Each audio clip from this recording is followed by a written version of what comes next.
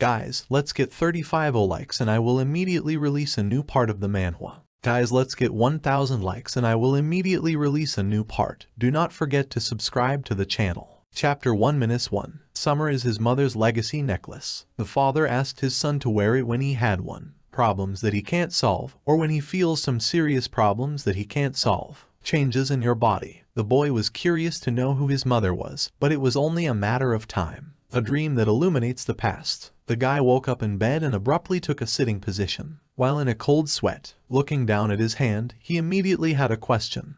What's wrong with it? Happened. The surprised voice of a nurse can be heard nearby. The girl is surprised that the patient has already woke up. The guy jumps up and down in fright. Blood is pouring out of his nose, and he's not moving. She blushes. This also frightens the nurse, who is in the hospital for a few seconds. However, when the hero tries to say something with a stutter, she interrupts him, looming over him menacingly, demanding that he stop shouting like that, because he'd scared the shit out of her. Death by screaming. The brunette quickly recovers, admitting that he was confused. I thought I'd run into a ghost. The nurse asks him to lie down because he was very tired. He's wounded, and it's a miracle that he's awake. Hearing this, the young man decides all the same. Find out what happened to him. A representative of the fair sex is surprised, specifying, remembers, whether he is at least something, but not seeing in the eyes of the interlocutor, and a hint of understanding, she explains that he saved a little girl and was almost hit by a car. Then the hero remembers what happened. Something like that. He decides to ask if the baby is okay.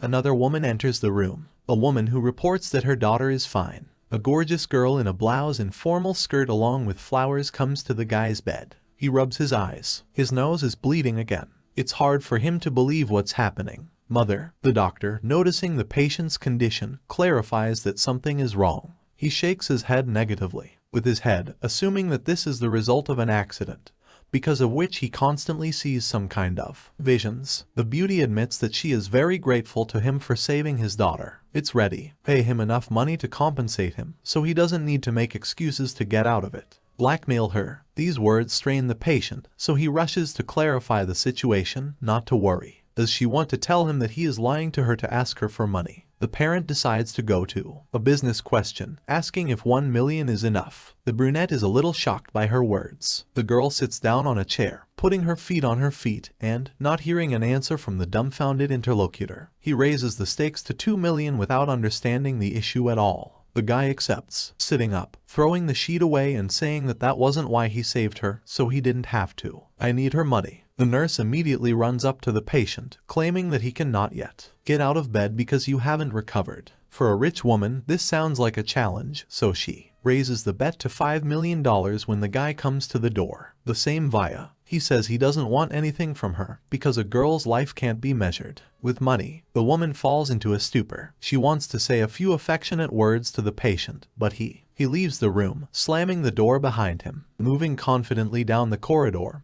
he admits that, I didn't know that there were still such parents in the world. Then he runs into a little girl of about 8 in the hallway. She asks if he is the right person, the big brother who saved her. From the look in the adult's eyes, she knew she'd hit the nail on the head. So with a happy smile, she thanked him. The hero also stressed that he did not at all. He wishes he hadn't saved her. The nurse who saw this picture had a happy expression on her face. Smile. Chapter 1-2. Approaching the nurse, the hero, calling her cute, wanted to ask her for one favor. The girl was very embarrassed, but still managed to agree to listen to him. It turned out that the guy didn't have enough money to get home, so he decided to borrow a few dollars from her. The nurse is amazed at this development. She thought the patient was somehow rich and doesn't care about the money because he just gave up $5 million. It came as a shock that he was just an ordinary poor student. The representative of the fair sex without hesitation took out her wallet and handed over a bill to the other person. He thanked her and introduced himself, assuring her that he would find a way to repay her.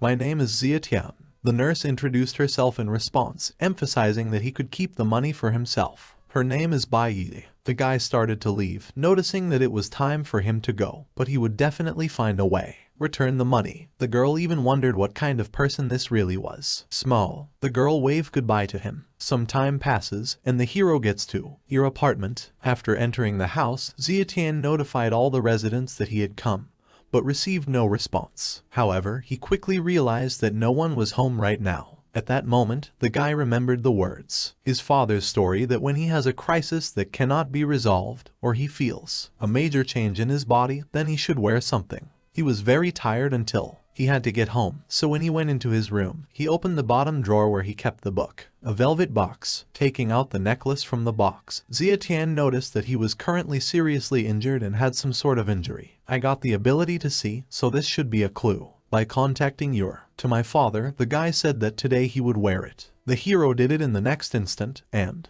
then he felt something unusual. Some unknown force opened a portal behind him. Where did Zietian fall into? Beautiful blonde takes a hot shower. At this time, the dark-haired man opens his eyes, grabbing at the head. He realizes that he has fallen asleep, and then he grabs the artifact, noticing that the glow on the screen is still visible. The suspension is gone. The hero tries to understand what is happening to her. Then he decides to remove the bandages, no longer feeling pain. All of his wounds are gone, so he doesn't need bandages anymore. Zietian, I noticed that I started shedding my skin. It immediately occurred to him that it was because of the pendant. Then the door handle twitches and the bathroom door opens. Blonde covering her body with a towel, he leaves the bathroom with a satisfied expression on his face. The next thing I know, she's frozen in place. Her mouth falls open involuntarily in shock because she's not sure what to do. Catches the hero putting on a t-shirt. The latter is also amazed at this development of events. They exchange glances for a few moments, then the beauty grabs her towels to hide your personal zones from a stranger while simultaneously asking who they are and what. Here it does. Zietian says he's a teddy bear. At this point, another person runs into the room. One girl who's trying to figure out what's going on here. Chapter 1-3. On the hero's cheek there was a clear mark from someone's palm. Confused blonde calls him a pervert, and her friend calms her down by introducing a guy who is her cousin. She also emphasizes that she has already taught him a lesson for her. A relative decides to find out where the guy is. I've been here for the last 2 days because he wasn't anywhere and his phone was turned off. Hearing this, Zietian asks again, startled, asking what day it is. The interviewee replies that she has already the 16th day. Noticing the unusual behavior of the hero, she decides to find out what happened. The brunette finally realizes that he's been unconscious for 2 whole days. The girl is hard. She sighs, emphasizing that he was gone for 2 days, and as soon as they met, he insulted her friend. The guy claims he's innocent because it was covered up tight and he didn't do anything. So, the blonde mentally admits that she really was covered up tight, so she didn't. Understands how he learned something. She remembers that when they ran into each other, the first thing he said was, "Young man," was the word miska. After that, the blonde noticed out loud that her girlfriends are a strange child. This caused confusion in the latter and a dumb question. Zietian is the same. Already left the apartment. It was a bright summer day outside. The hero began to improve his body. He hopped up on the horizontal bar and began to work pull-ups. At this moment, a middle-aged man is watching the brunette's training sessions. The latter feels that after the treatment of the necklace, his body has become much lighter, and that's all. It passes without effort. The man decides to approach Zietian. He notes that his the training is very good, so he assumes that he used to be a soldier. The guy gives a negative answer, adding that he is only 19 years old. Then the stranger clarifies, whether that guy has any interest in sparring with him. The hero believes that this is not necessary, because he is already an elderly person. The man, realizing that the kid is afraid to injure him, decides to demonstrate his strength and skills. He walks over to a heavy stone barrel and kicks it into a tree, which is not covered with water. It is located 10 meters away from it. After the demonstration, the elderly man got exactly the right one. The result I wanted.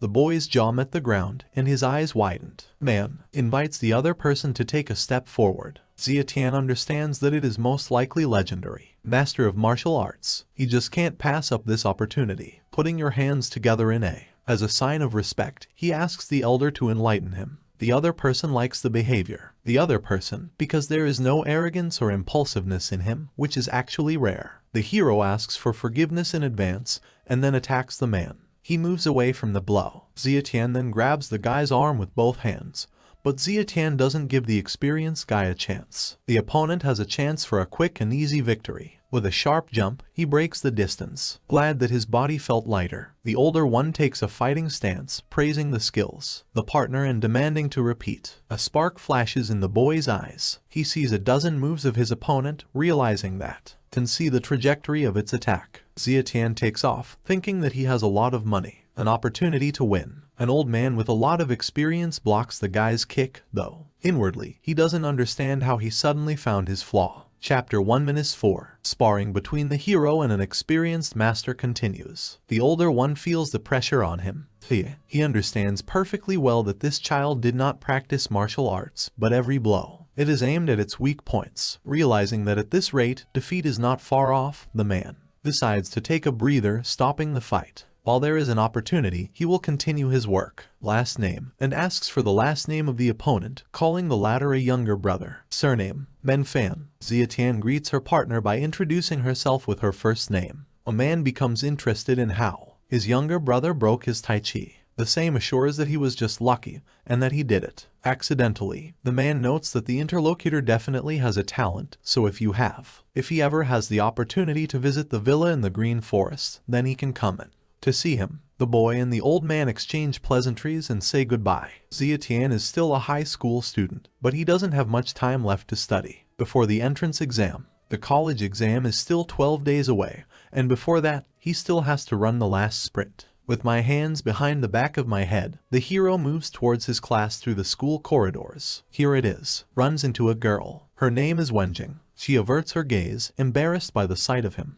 The guy's appearance. She's glad he showed up at school, because he's been gone for a few days, and she's happy to see him. I thought something had happened to him. Zietian takes his seat, not quite sure what's wrong with him. It could have happened. He suggests that he might have committed suicide because I left him. A representative of the fair sex mentally shudders, because she is actually. I didn't want to leave him. The problem was that the guy was too poor. At this point, another person enters the classroom. This is a young guy with smooth hair. Green hair. He brought Wenjing French tomorrow. The girl thanks him for this. Taking food. The guy's name is Shaekun. You can immediately see that this product is very expensive. That's it. Shaekun pays attention to the hero. He's a little startled by its appearance because he thought that it was the same person. I fell into the trap of love and committed suicide. Wenjing asks her boyfriend to stop it. Last, he also leans over Zietian, claiming that he's just a nerd who can't even hold on his girlfriend, so there's no benefit to his good studies. The hero is calmly engaged, doing their own thing, ignoring the obvious provocateur. At this point, a small one intervenes in the situation. A girl with long red hair pulled into two ponytails behind her back. The character is reminded that Zhu Shaekong is from a different class, so he is not eligible. Come to her class to rampage if he still wants to live. Shaekun claims that they do not interfere with each other, so he advises her to study. Do your own thing. The girl has a nickname Hot Pepper. The latter emphasizes that it is simply very curious by nature. At this moment, Zietian closes the textbook, wanting to stop third-party interference because he didn't ask to stand up for himself. The same asserts that he doesn't have to thank her. The girl declares that although she looks down on such nerds like him, but he's in her class, so his sister will cover for him. The hero also notices that that's not the point at all. It turns out that the interlocutor stepped on his foot. Chapter 1-5. Hot Pepper gets angry because she just stood up for him and he dares to do this. Tell her. Zietian asks the other party not to get so close because her saliva is splattering at him. This pisses the girl off. It awakens the desire to beat up the guy. Two friends. They ask Sister Fire to let them take care of this guy. At this point, the class is entered by a teacher who lets everyone know that it's time to start a class and that they will spend the day there. Mock exams. Hot Pepper notes that Zietian only needs to wait before leaving. After all, someone will take care of him soon. Three girls approach the classroom exit. The teacher begins to lose patience because he does not understand where they all gathered during class. Hot Pepper ignores him, giving an order to his men. Subordinates. Those should return and pass the exam, but not take its last place. 2. The girls return to their seats, and the red-haired person leaves the classroom in an angry tone. The teacher's view. Zietian exhales heavily. The man starts handing out task sheets. Starting to read the questions, the hero is surprised to realize that he does not need to calculate at all, because the answers automatically pop up in his head. After a few minutes, Zietian stands up and hands her work to the teacher. He decides to find out if the student has checked the answers and how it happened that they have already finished. Man notes that if the guy doesn't know the answers, you shouldn't guess at random because the exam is coming up and teachers have high hopes for it. The hero claims that he answered everything. The questions are serious, so he clarifies if he can continue studying the following The item. At this time, Hot Pepper is standing on the street, resting his back against a tree. To her, two friends come running. The red-haired bully decides to find out what's wrong with Xia Tian and why he got out faster than them. The girls do not know the answer, only assuming that he also filled out the answers at random, and then passed. At this point, a group of guys led by Shae-kun approaches the hero. Friends decide to find out from Sisters of Fire whether they will help him. The latter decides that the classmate needs a little suffer before they leave. Shae-kun begins to provoke Xia Tian by saying that he has heard that he never got to touch Wenny, even though it feels so good. The hero emphasizes that the girl, it doesn't have anything to do with him anymore, so the two of them can do whatever they want, and he can't. There is no need to talk about it. At the same time, he keeps a straight face. Chief Bully claims that the interlocutor does not deserve to fight with him for women, because already lost. Shae-kun claims that he hates it the most when someone thinks about his toys, so today it will give him an unforgettable experience. Forward come his comrades, starting with Need Your Knuckles. Xia Tian takes a careful look at them, starting calculate your actions in advance while evaluating the strength of your opponents. In a few minutes, for a few moments, he copies the style of the master with whom he fought during the day. First guy gets a powerful uppercut to the jaw, going for a knockout. Hot Pepper goes into shock from this picture, but most of all, Shae-kun is amazed, who was clearly not ready for such resistance. Sides of Botany, Chapter 1-6. Seeing how one of the friends, having received a blow, was sent to the shoulder blades, the trio quickly moves away from shock. They are more angry, and the healthiest of them says that Xia Tian had no right hit one of them. Realizing that the opponent's warlike spirit is still not broken, the hero, he takes off from his seat, moving at an incredible speed. In a few movements, he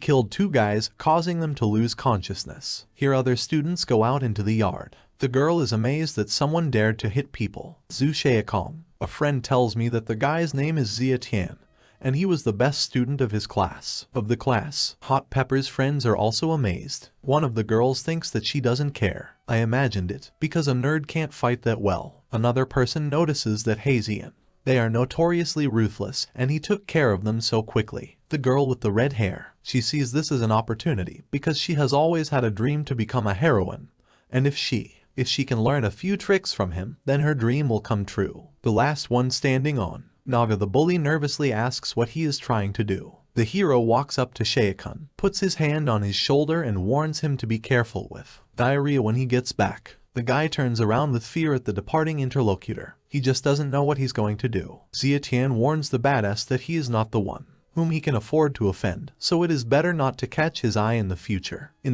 or he won't just let him go. The hero is about to leave, but he hears something behind him. A familiar voice. Someone calls his name, asking him to wait. This is a Hot Pepper that. She pounces on the guy from behind, wanting to hug him. The same one leaves with a quick and confident movement. Step aside, starting to be wary of this person. Deciding not to jump to conclusions, Xia Tian clarifies what she wants. The girl asks to teach her martial arts. The guy abruptly recoils from the interlocutor, stating that he does not know any combat weapons. The arts. Then the girl digs into his arm, starting to scream that she is being raped. Dark hair, perplexed by this behavior because she herself clung to him. Hot Pepper claims that I saw him use real martial arts when he knocked those guys down, so he shouldn't lie. Xia Tian mentally notes that he just stole Mr. Fang's techniques by ear. He repeats to his friends that he doesn't know any martial arts. One guy from the crowd, the spectator, marvels at Xia Tian, thinking that he is simply magnificent because he is so beautiful. First he beat up Zhu Shae-kong's thugs, and now he's teasing Fire Pepper. At this time, a subordinate comes to Mr. Fan, starting a report. He puts out information on Xia Tian, a man, 19 years old. His mother disappeared right after he was born. His father died unexpectedly when he was 14. He is currently in high school, Yonghai High School, with excellent academic performance. Half a month ago, he saved the daughter of Jun Ru, the chairman. The Zheng family is from Shanghai and left the hospital without asking for payment. Now he lives with a cousin and earns money as a part-time employee. The master takes a mug of hot tea, asking if there is anything about his parents. The subordinate reports that it couldn't find anything, because everything is encrypted. His father has an A-level cipher and his mother has an S-level cipher. Permissions are not sufficient. There's a sparkle in a man's eyes when he hears about encrypted information. Chapter 1-7. Fan decides to check if there is anything new about Quicksand. The interlocutor notices that Quicksand, the Sands have noticed him too, but it doesn't look like they want to kill him, and it's like they want what he has. The master notes that the city of Zhonghai has not been calm lately, and he has to leave. So he leaves it up to his guys to protect him and kill those who try harm him. The subordinate reports that Zietian is very sensitive to them, which is why he feels them, even if they try to watch him. The fan requires that in this case they were protecting him from a distance, and if Quicksand took any action, they should report back to him, because apart from Quicksand, no one would dare break into his territory. Events are transferred to the #1 assassin group of Zhonghai City. The young man asks when the Lord is going to strike. The latter notices that now is not the time, but when they find the secret scrolls, they can strike. Subordinate accepts the leader's order. The man in the black robe warns that they are not the only ones who wants to get scrolls, so they should keep an eye on the other guys too, so as not to give those get a scroll. At this time, on Zhonghai Market Street, Hot Pepper continues stalking the hero, wanting to know when he will teach her martial arts. Zietian states that he is not a master, but knows only a few techniques that he will pass on to his future wife. My wife and children. Chapter 1-7. Hearing the words about marriage, the girl with red hair was not at a loss and suggested the owner should take it. Zietian reacted very coldly, saying that he didn't understand what she was saying, but he doesn't want to take a foster child. The other woman hastened to explain what she meant, so that the guy would marry her and pass on his martial arts, finally realizing what it's all about. Finally, the hero broke out in a cold sweat, after which he quickly recovered, noting that he did not want to marry a girl who has no face or body. Hot Pepper carefully examined her own. However, when she noticed that the other person was trying to escape, she caught up with him, saying that the teacher did not know what to do. You need to have such high expectations, but you should just get used to it. Zietian. He shook his head, saying it wouldn't happen. Then the girl suddenly, he stops, grabs the guy by the scruff of the neck, and tells him they're selling a scratch lottery, so she wants to go and give it a try. The hero does not quite understand her logic, because her family, rich, so why buy lottery tickets? Hot Pepper explains that this is a test of luck, and the thrill of it, not just trying to make money. The girl runs up to the lottery stall and asks for a few scratch lotteries from the seller. He claims that they are just spending their money, and that a small child knows about lotteries. Hot Pepper to be angry, because they talk to her without respect and to some extent insult. Then the hero steps forward, asking her friend to focus on the lottery. After that, thick men still give out a few tickets. He takes out one ticket and shows it to me. 50 yuan fell out. Behind him, Zietian puts her hand on the pages, then scans them with her abilities, and he pulls out a ticket with 800 yuan in it. The girl and the man are amazed at this development. The hero asks to cash out 700 yuan and give other tickets for the remaining ones. Hot Pepper, she tries to change his mind, saying that she has heard that if you win once, your luck runs out, so it should stop now. The man hands the new tickets to the guy, noting that lottery ticket sellers love customers like him who send in their winnings. Get your money back. The hero mentally notes that this is not a cause for concern when he uses her discerning eyes. After a few passes, the guy kept going over and over again. Draws huge amounts of money from roulette. A girl, a salesman, and a mute witness who decided also try their luck fall into a stupor from what is happening. Chapter 1-8. The girl says that the teacher is just super because he just won several lotteries. More than $5,000. She'll just teach her a couple of similar tricks. The hero is the same. He notices that he used to understand her desire to learn martial arts, but now the craving for he doesn't understand such things. Representatives of the fair sex notes that she is still poor wants to learn martial arts. After that, the hero calls his cousin, saying that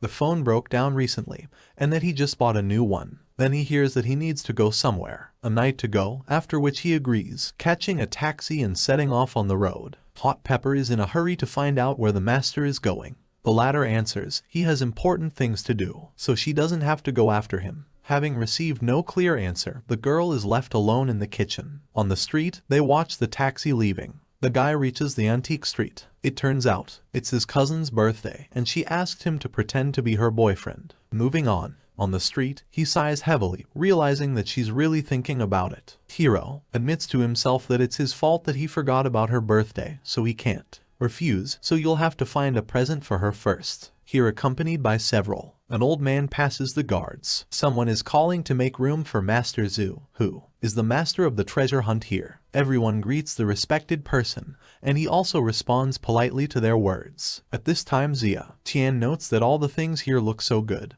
but his eyes are capable of determine what is real and what is fake. Then his gaze catches on a small object that makes him wonder if he can't see it. An unusual glow is emitted. The guy takes off, almost knocking the master off his feet. Security already wants to teach the brat a lesson, but the respected man stops them. The hero ignores it. They ask the seller how much this piece of jade was worth. The full seller claims to see that his heart is sincere, so he is willing to give it to him. For 8,000, Xiatian claims that 8,000 is too much because he is only a child, an ordinary student, and he doesn't have that much money. Master watching this picture assumes that this impolite child really has poor eyesight, so she can't see well. She's going to come to his rescue when he has to pay. Here the seller notices that Master Zhu is watching them. The man is afraid that he will come and expose him. Hero, he bends over the ear of the other person, offering a price of 200, saying that he knows what it is. Fake. The seller decides to get out of the situation, saying that the younger brother has a really sharp eye, but this jade doesn't sell for less than 500. Xiatian, he notices that in this case, he will take a few more worthless stones and the job is done. The seller agrees, starting to pack the goods for the buyer in a special bag. When the purchase is completed, the master approaches the hero, declares that he is a good bargain and knows how to use your words. The seller regrets that the master still believes in this. The old man notes that this piece of jade is only worth 20 or a maximum of 50, but only a small amount of gold is used. An inexperienced, clever guy will pay 500 for it. Xiatian reports that this is not the case at all. The next moment, he lets go of the jade, which shatters on the asphalt. This caused surprise on the master's face. Chapter 1-9. Master Zhu finally understands that the guy knew it was a fake. The hero says that he has good eyesight. After that, he puts into the bag the stone that he wanted to put on the map. Actually buy it. This is a relic made from the bones of a deceased Buddhist. He had heard of her only in books, and I never thought I'd be able to see her. At this moment, the old man mentally emphasizes that all the assets of his Zhu family are in the hands of his nephew Zhu King, and he's been trying to hire talented people to get back what was his for a long time. He assumes that this boy is one of those rare talents, so he asks her to wait just a moment. Master Zhu suggests that there should be a small competition between them. Xiatian requires a little explain the point. Passers-by start to think the young guy is so ignorant that he doesn't even know what Master Zhu is doing, because if the latter wants to compete, then it's a question of antique appraisals. An elderly man explains that he is a connoisseur of antique streets. Xiatian immediately agrees, putting forward its own conditions. If he loses, he will give the man his life, and if he loses, he will buy him something that the guy has his eye on. This makes the master laugh. After all, he does not understand what he will do with his life, but in a few moments he will. It becomes serious by adjusting the conditions. If the hero loses, he will start serving him with. That moment, the guy immediately agrees to these terms. A table is placed in the center of the street. Some of the witnesses are amazed at the courage of the guy who decided to compete with Master Zhu in treasure assessment. The competition conditions are very simple. There are a lot of antiques on the table, and all 5 of them are real. If the hero finds 3 of these, then wins. The hero says that he will accept his loss if he makes at least 1 mistake. The man is a little surprised by the confidence of the interlocutor in his abilities, but still agrees to this. Witnesses consider the guy a real madman. Xiatian picks up a small box and calls her the real one. Master Zhu tells us what it is. A toilet box used by Empress Cixi during the Qing dynasty. Hero decides to check if he can break the fake one time to prove his point. The man says that everything is fine because he can afford to pay for all this. Here, the guy smashes a porcelain vase, knocking it off the table. Those present think that he is everything. I've already ruined it because it looks real. The dark-haired man picks up one of the shards of glass from the asphalt, where the print is located. Everyone immediately understands that this is a company seal, and this vase was made by the owner. Made by Car. Master Zhu becomes curious as to how the guy knew that the seal was inside the vase. Hero, it looks like everything to my eyes. Xiatian starts smashing the fakes on the table. Chapter 1-10. Then the guy gets to the bracelet. He immediately knows that this is a real artifact, so he informs you that he will keep it for himself. The man is tense because he put the bracelet there to confuse him, so it's not clear to him how the guy did it. The hero bites his finger until it bleeds. After that, a few drops fall on the beads of the bracelet, which begins to glow. Witnesses, they know it's blood jade. Many people immediately start bidding for such a thing. Someone is ready, paying 2 million for it, but Xia Tian isn't interested, so he apologizes, adding that the bracelet is not for sale. The hero wins this competition, but when he is about to leave the area and when he returns home, he is stopped by an old man. He says he doesn't know if he considers him, Zhu Huan, a friend. The guy mentally notes that with his new abilities in front of him, a whole new world opens up. He wants to learn the secrets of his parents, but before that, I have to do something important. Xia Tian replies that he is pleased to be Master Zhu's friend. The guy needs to expand his connections and make a name for himself. The interviewee decides to ask for the name of his friend. My younger brother. The hero introduces himself by his own name. Suddenly, a car pulls up next to them. Several people get out of it. One of them is a student. She walks up to the guy, determined to find out if he's Xia Tian. He has a pierced nose and ears as well. But I have a tattoo under my left eye. A few minutes ago in Jianghai City Hospital alone, a young man puffs up on the toilet, his stomach twisted violently. His father, apparently, decides to find out what the results of Director Li's survey are. The interviewee replies that it is not possible to examine a patient who cannot hold out for even half a minute. By dragging him into the exam room,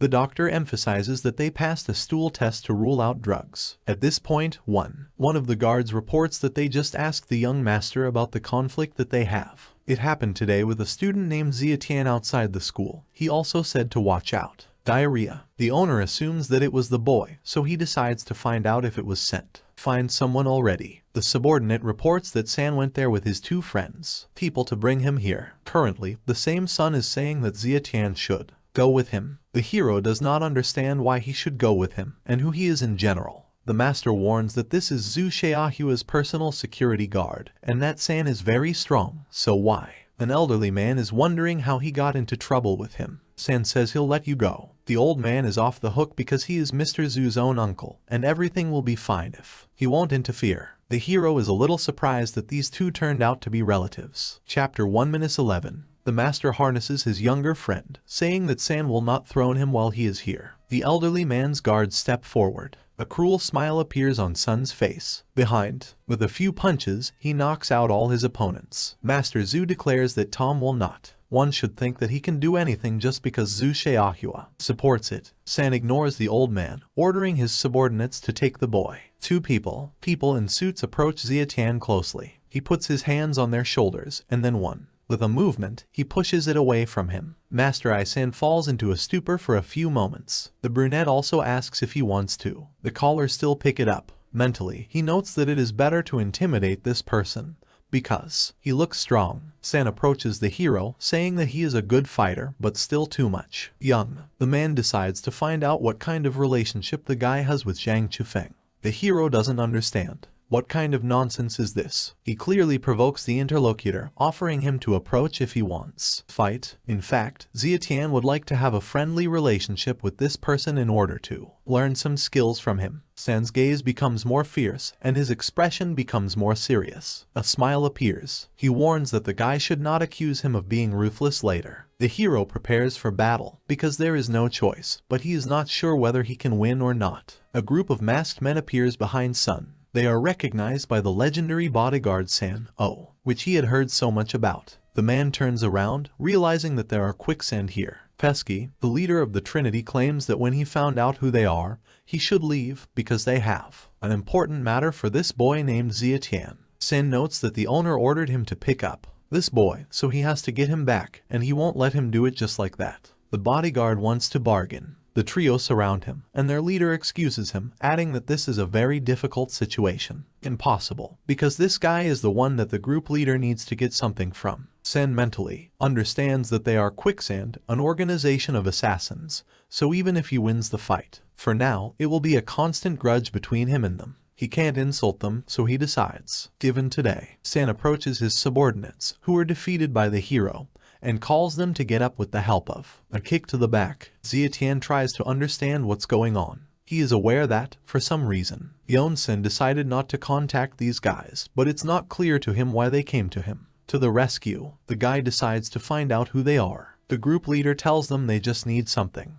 What is from him? Namely, they want the hero to give them the relic that his father left him. Eyes. Xia Tian's eyes widen in disbelief. Chapter 1:12. It turns out that there is some kind of scroll in his father's things. Members of Quicksand gives him 7 days to find it and give it to them, or he shouldn't accuse them of cruelty. The hero notes that they don't. He remembers that his father left him a scroll of some sort, so it's not clear to him how he can find it. The interviewee notes that this has nothing to do with them, so the guy either find it or die hundreds of times. Xia Tian is trying to find out more information about this, a mysterious scroll, because he doesn't know where to find it. Then the master's hand falls on the hero's shoulder, who decides to find out what's going on and what they want from him. The guy turns to me, to an elderly person, saying that everything is fine, and these people could take him for someone else. Xia Tian mentally decides to deal with today since he has 7 days, so he would return to the old house tomorrow and search for the scroll all day. Evening comes. A lot of guests gathered in the beautiful multi-story building. All of them congratulate. Happy birthday to the hero's relative. A handsome man steps forward. He makes you stand out from the crowd. He has a bouquet of blue roses in his hands,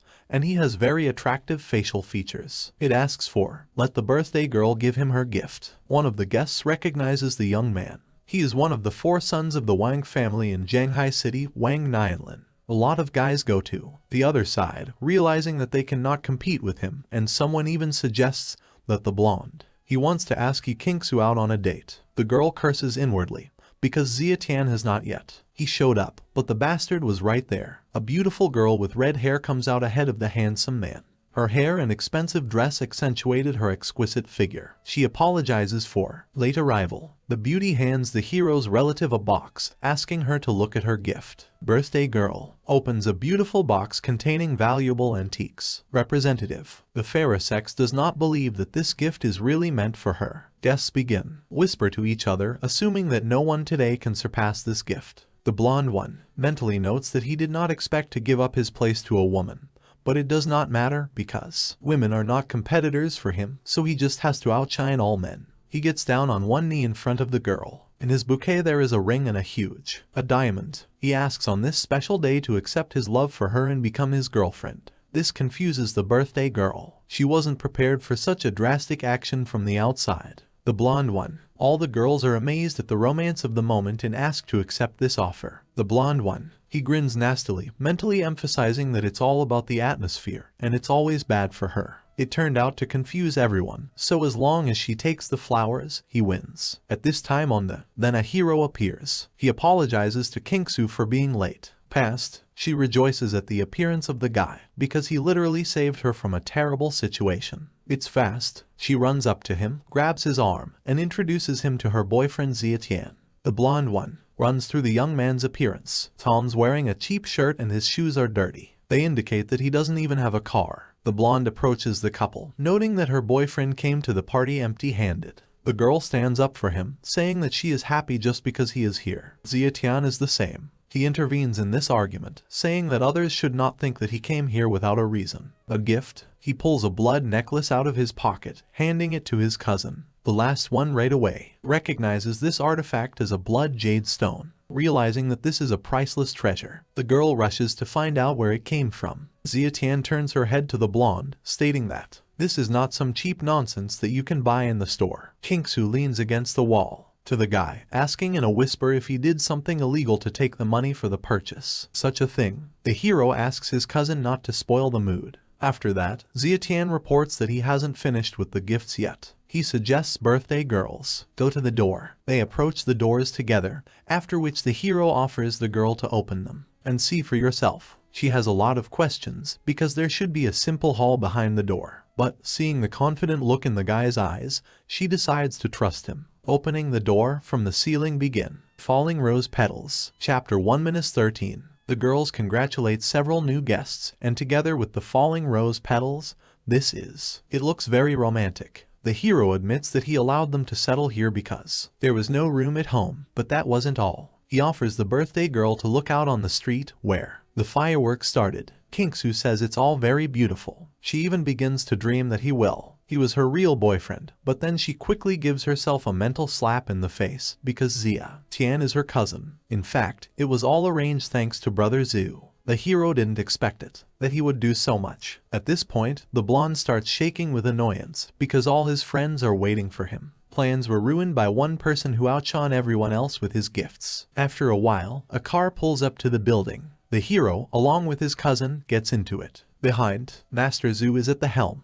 The girl quickly guesses that it was Master Zhu who helped her. To a relative, she admits that she was really shocked when he took out this expensive one. Blood Jade. The old man hurries to explain that the blood jade really belongs to his brother. Xia Tianyu, after all, had bought it from an antique shop using his own skills. The girl is trying to figure out when Xia Tian knows how to evaluate treasures. The hero claims that he was just lucky. A van passes in the next lane. The hero feels the presence of his mother and the girl in it, so he asks brother Zhu to follow that van. The old man doesn't know what's going on, but once little brother said so something must be wrong. He turns the car around. The birthday girl decides. Ask them what happened. Xia Tian explains that after they catch up with the car, they should go to a safe place, call the police anonymously, and say that Zheng Ru and her daughter were stolen. These words cause shock to everyone present. The mother and her child, accompanied by several bandits, go to the warehouse. When they arrive, up to a certain point, one of the kidnappers pushes the woman, causing the ladder to fall. She quickly takes a sitting position, covering the child with herself and declaring that she knows who they are. Clients are people who want to take over her share in the company. The leader notices that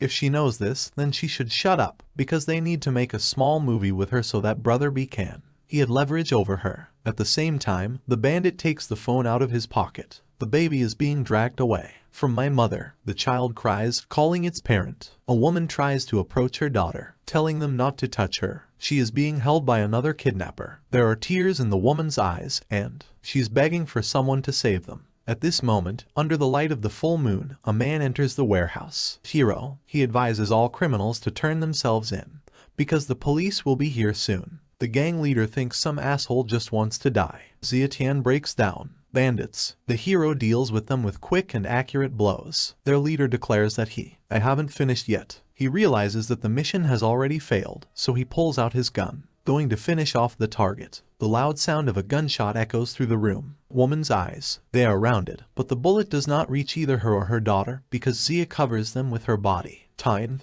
The girl's loud scream echoed through the area. The bullet hit the hero in the stomach. The bandit also stated that this is entirely the guy's fault, because no one called him to become a hero. He passes by. Xia Tian fell to the floor, noticing that the pair would return to where they left off. In the moment the guy gets to his feet and attacks the bandit from behind. A quick and accurate punch. He knocks the gun out of the bully's hands, then pushes it in the back, knocking it down, forcing it to fall.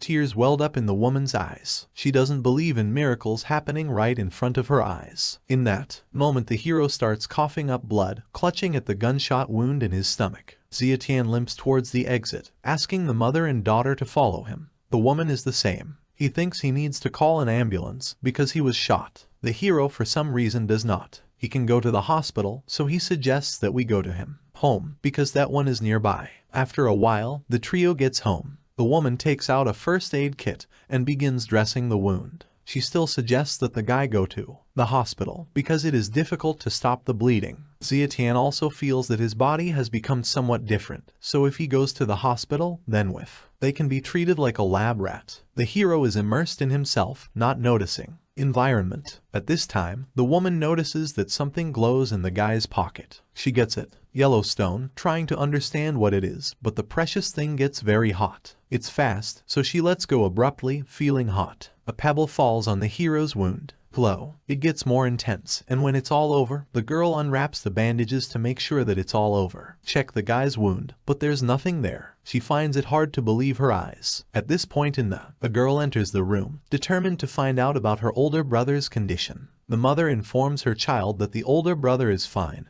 but he needs to be given time to recover. Rest. Xia Tian wakes up after a while. He feels a strange rush in his body. Forces. He immediately notices that in the room, in addition to him, there is a rescued mother and daughter. He understands that the last memories are not a dream, but the representatives of the fair sex is sleeping. The dark-haired man also notices that his wound is gone, and in the place where it should be. It must have been a strange yellow pebble. The hero picks it up, assuming that it was this thing that cured him. He starts to get dressed. A lot has happened recently. What used to be his normal life has completely changed. First the necklace, then Master Tai Chi and ancient antiques. As Zietian finishes dressing, realizing that there's no one behind him anymore, the doorbell rings. Someone starts knocking. He opens the door. Quicksand had descended on him. It turns out, it's been a few days and he hasn't even started looking. The guest decides to find out if the guy is really looking for death, because he only had today left, or he would find it, or he would die. Zietian reminds me that he didn't know about any scroll, so how would he find it? The other person does not perceive these words seriously, saying that Zietian is determined to go against Quicksand.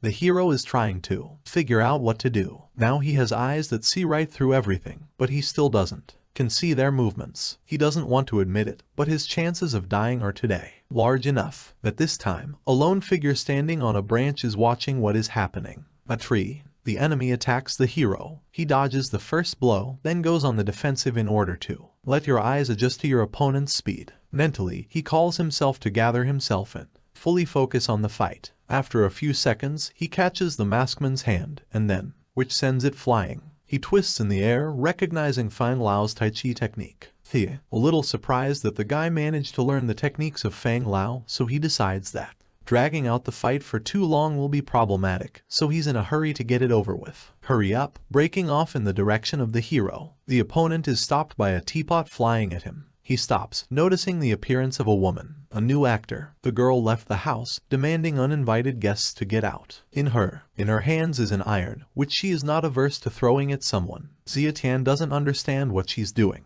She does, so he urges her to return to the house immediately. The beauty reminds that he saved. They have a life, so she can't let anything happen to him. Hero exhaling heavily, admitting that he really hated her, but he didn't expect her to show such courage. When he can't back down either, a member of Quicksand asks why they're flirting if they're going to die soon. At this moment, a man with long white hair flies over the wall. Beautiful snow-white suit and katana on the belt. His appearance comes as a surprise for everyone. The trio immediately turns around, recognizing the man as Jian Yuan Huang, the swordmaster. One in the whole world. The man unsheathes his weapon and for a few light and easy steps, he deals with two opponents. The third one tries to leave unnoticed, but the master, Mecha, asks him to pick up his comrades. He carries out the order, capturing members of the group and running away. The white-haired man approaches the hero and asks if he is Zietian. Last one confirms the other person's words, mentally emphasizing that this person was so fast that even he couldn't. I noticed his movements. The man says that the guy is very similar to him, and that he has the same courage. Zietian's eyes light up, and he immediately asks if the other is referring to him,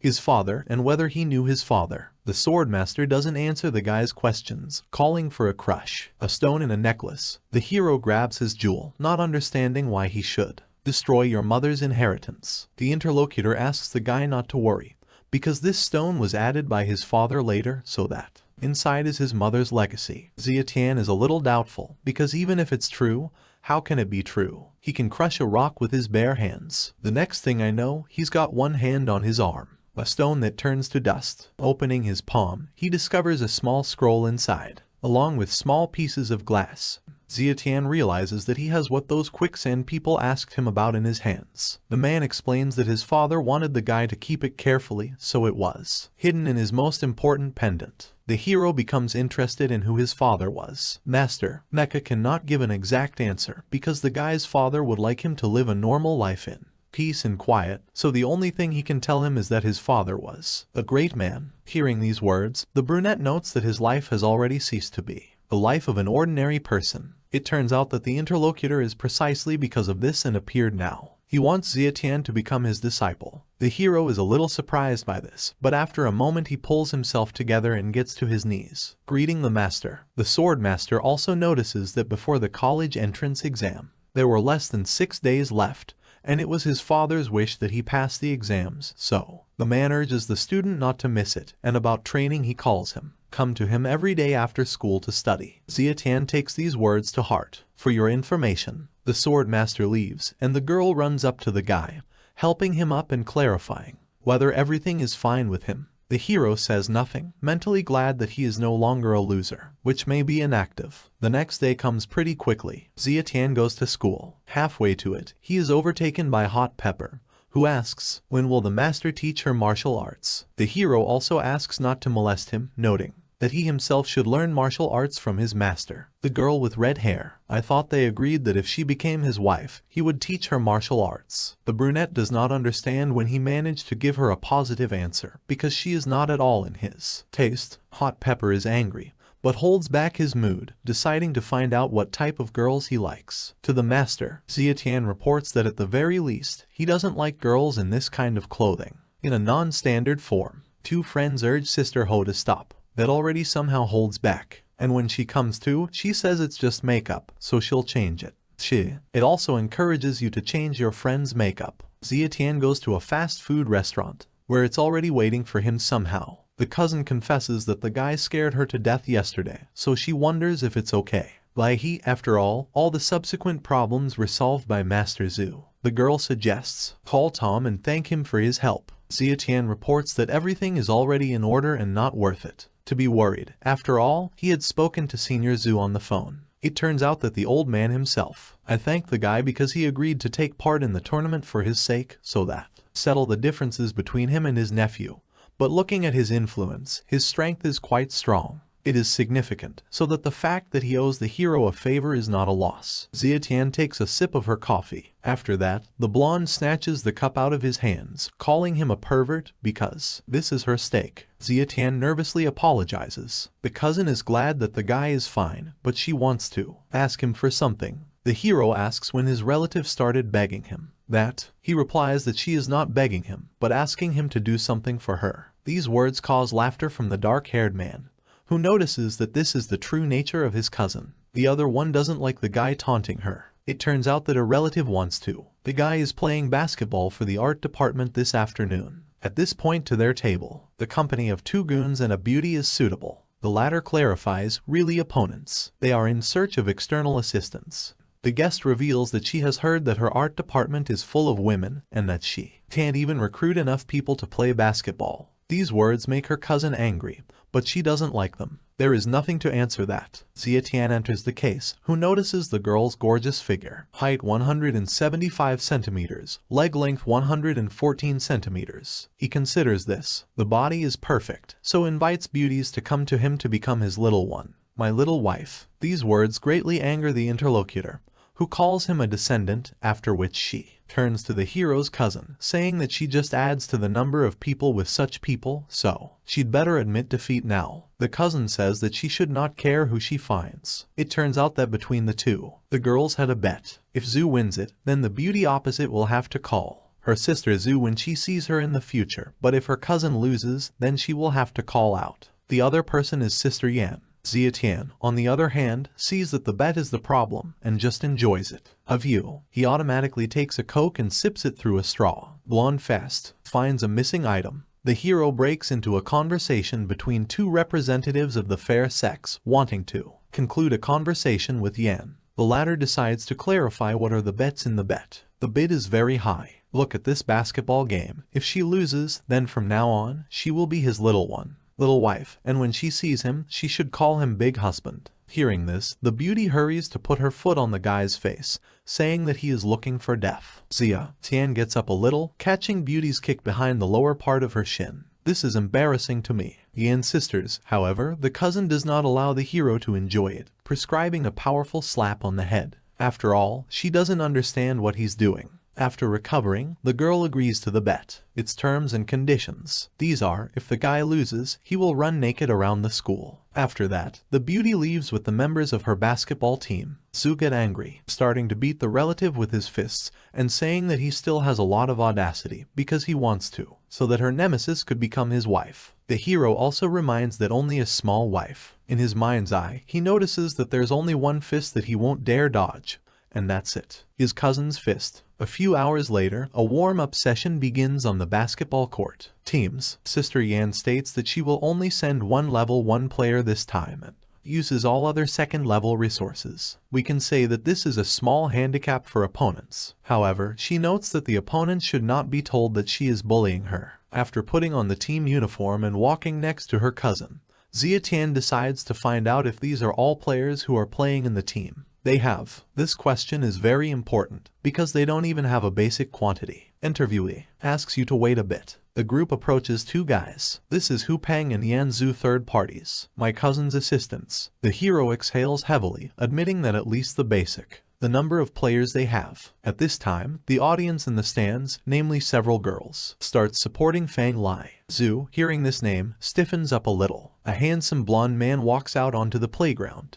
He confesses that he loves flowers' applause and he knows he's handsome, but he just wants to be a nice guy in peace and quiet. It turns out, Fan Lai is their main player. He's tall, good with the ball, and very popular. Little sister Yan grabs the blonde man by the ear, telling him that he's a real narcissist and that she'll let him go and drink her special drink if he only cares about being beautiful and mess up her business. The guy begs for mercy, noting that if she tells him, she will score 50 or even more. 100 points. The hero exhales heavily, noticing to his regret that even to cheer for, there's no one in the art department. At this moment, a familiar blonde appears, who is dressed in a black suit, a very explicit form of support. Zietian's nose starts to bleed, and he is very confused, mentally trying to turn on the radio. Pass through view mode. The hero and his team enter the playground. Yanzu notes that they can play in any position, but they should remember to pass the ball to him when they have it. The dark-haired man knows in his mind that it would be better if these two could win the game alone, because he doesn't want to show his strength on the basketball court yet. The ad platform.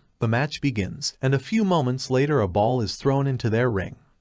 Instead, Zietian realizes that things won't be as simple as he would like. The guy with purple hair gets the ball and starts analyzing the situation on the court. He tries to find someone to pass to, but his friend Hu Peng has already been blocked. The latter breaks down from his seat, which is why another member of the enemy team. I have to take my mind off it. At this point, the hero gets a free corridor, getting ability to receive the ball. Yanzu notices this. Before the purple-haired guy could make a pass, an enemy forward knocked the ball out of the box. His hands. The hero could only wonder why a member of his team hadn't given someone a pass in all that time. The first part of the match comes to an end and the break begins. The score is 40-0 in favor. The enemy. Yanzu swears at his team, believing that what is happening is not their fault, because they, two professionals, and how can they manage three amateurs? The guy with glasses reminds the professionals that they were immediately told about the situation when they came to play, so he sees no reason to scold them if they can't beat them now. The second ball notices that it's not even that they can't help at all, but that the pros just don't give them the ball. Yanzu declares that he doesn't care,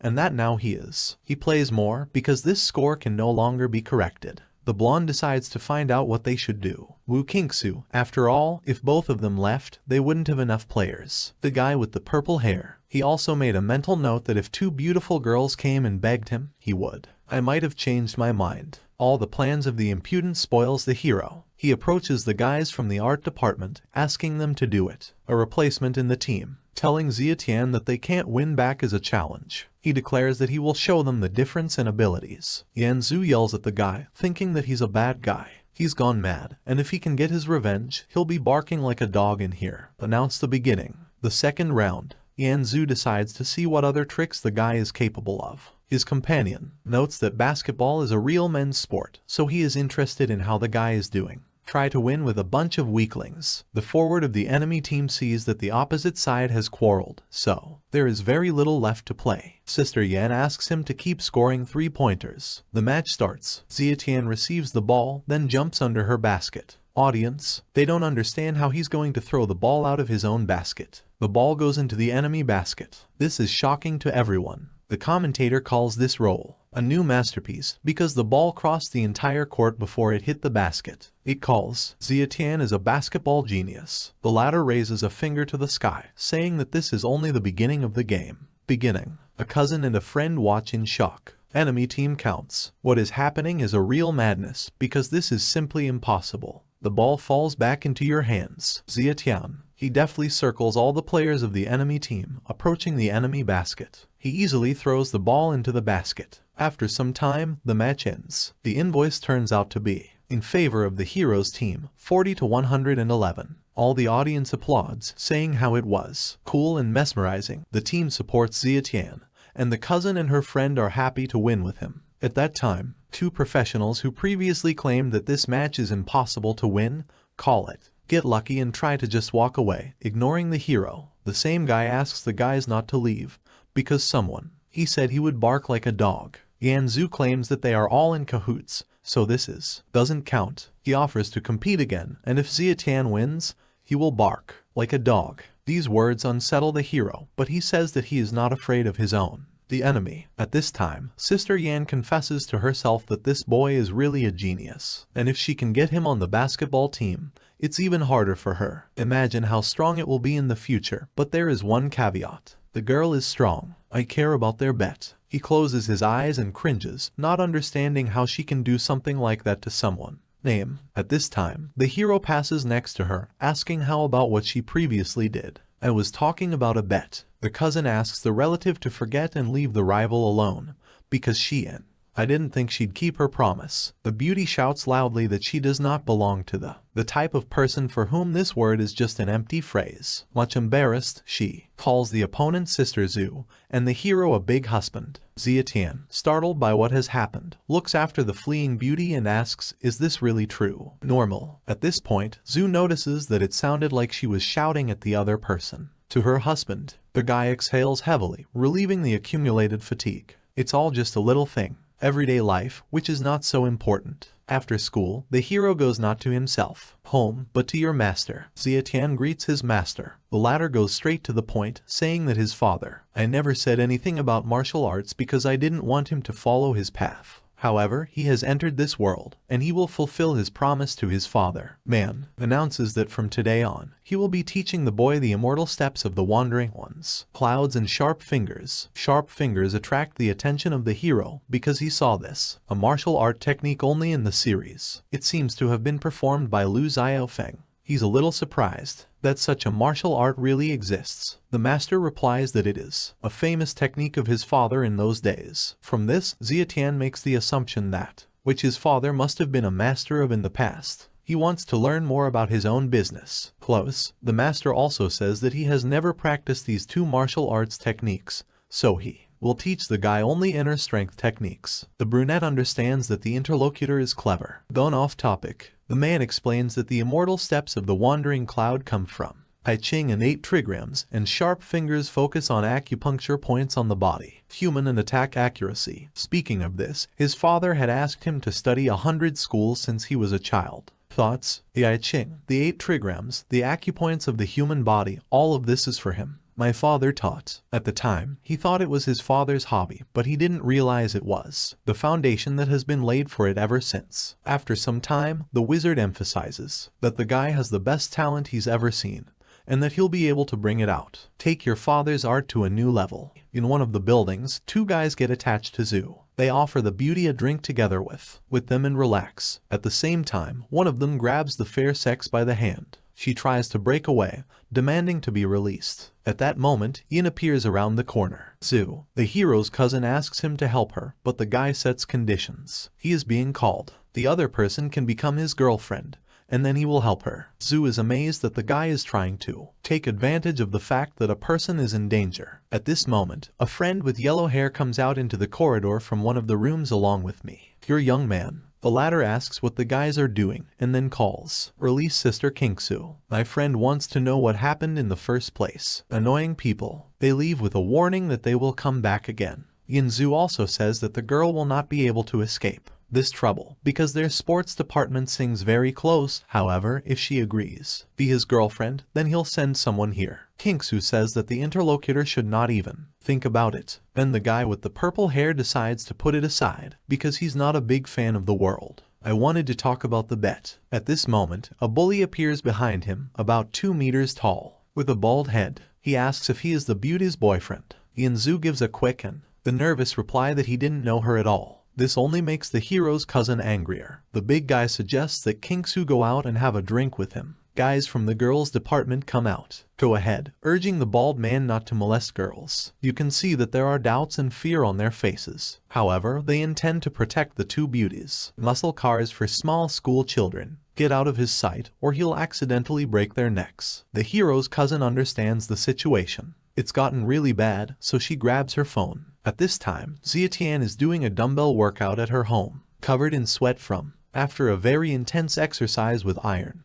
He picks up the phone with an unknown number. After finding out his cousin's voice and understanding the situation, he instantly agrees to come to the place of events. Hero, he throws on his shirt, making a mental note that it's time to practice his skills, taught by the master. First of all, he wants to hone the immortal steps of wandering clouds. The guy takes off at an incredible speed. His movements are so fast that it overtakes cars moving on the roadway. One of the drivers notices this, startled, trying to figure out what it is. The hero quickly arrives at the place of events. During this time, two bandits manage to scatter the nerds who have come to the defense of two friends. Baldy's partner. I warned them that it was none of their business, but the guys still stood up for the beauties. It didn't pass a lot of time. The big guy threw them around, saying that they didn't even know what they were made of.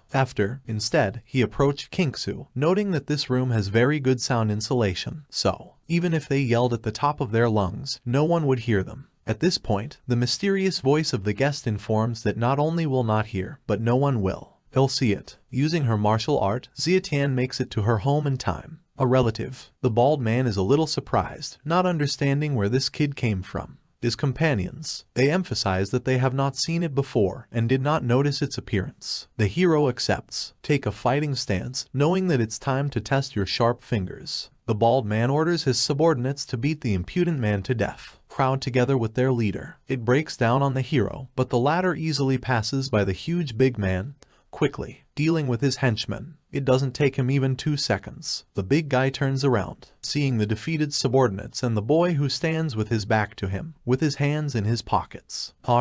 Kinks, who can't believe her eyes as she realizes that this is Xiatian. Her friends, too. They are impressed by its strength and speed. Xiatian slowly turns his head with a very hostile look towards the last scoundrel. The other one nervously asks who the hell he is. The brunette slowly approaches him and he grabs hold of his t-shirt, explaining that he said earlier that this room is well soundproofed. After that, without waiting for a response from the bald man, he kicks him into the room. Hero follow the big guy inside, noting that no one will come, even if he shouts at you. The whole throat. Xiatian slams the door behind her. Cousin and her friends hear the sounds of blows, falls and screams of pain, and then the sound of bones breaking. They look at each other in shock, afraid. Even imagine what's going on there. A few seconds later, the brunette leaves the room, saying that everything is over. Inside, there is a battered big man whose face is swollen. The room itself is a mess. The bald man lost consciousness from the beating. The police run into the building. Some of the girls seeing this, asks what's going on. Another replies that she heard there was a fight inside. Bandits. After a couple of minutes, the hero is taken outside, going to pick up the department. Kinksu against this, because he doesn't understand why the police are doing this, because he is the one who saved them.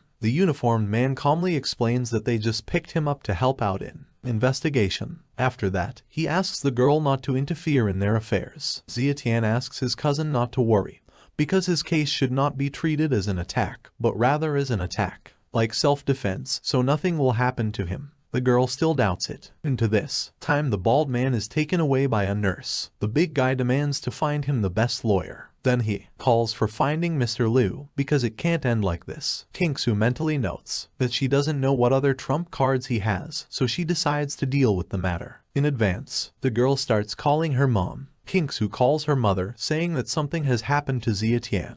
The woman replies that she already knows everything, so her daughter doesn't have to worry because she'll take care of the rest. The woman drops the phone, dialing another number. She calls Mr. Zhu, expressing her opinion, the desire to help out one guy. The man on the phone says that if it's not very important, then he can't do anything about it. Then the representative of the fair sex reveals the details, saying that the person whom she wants him to save her long son. These words shock the other person. He quickly realizes that the situation is changing dramatically, so he asks to wait, assuring that he will take care of it. After that, the woman stops the call. Someone in the room asks if everything is alright. Miss Ita says that everything is fine, so she suggests that we continue talking about Bing Bing. Xiatian leaves the police station. He immediately notices the oddity because they said that they want to sue him for assault and bodily harm, but he was released after the incident. One phone call. The hero does not have time to walk a few meters as he starts to call your phone number. He picks up the phone, whereupon a voice on the other end of the line notes that he's on the phone. a very capable guy, and all of a sudden he's a good fighter, so they ask him if he's met someone else. Yin Nai. The hero quickly puts the picture together in his head, realizing that his aunt helped him, but he, a little surprised that aunt knows Yin Nai.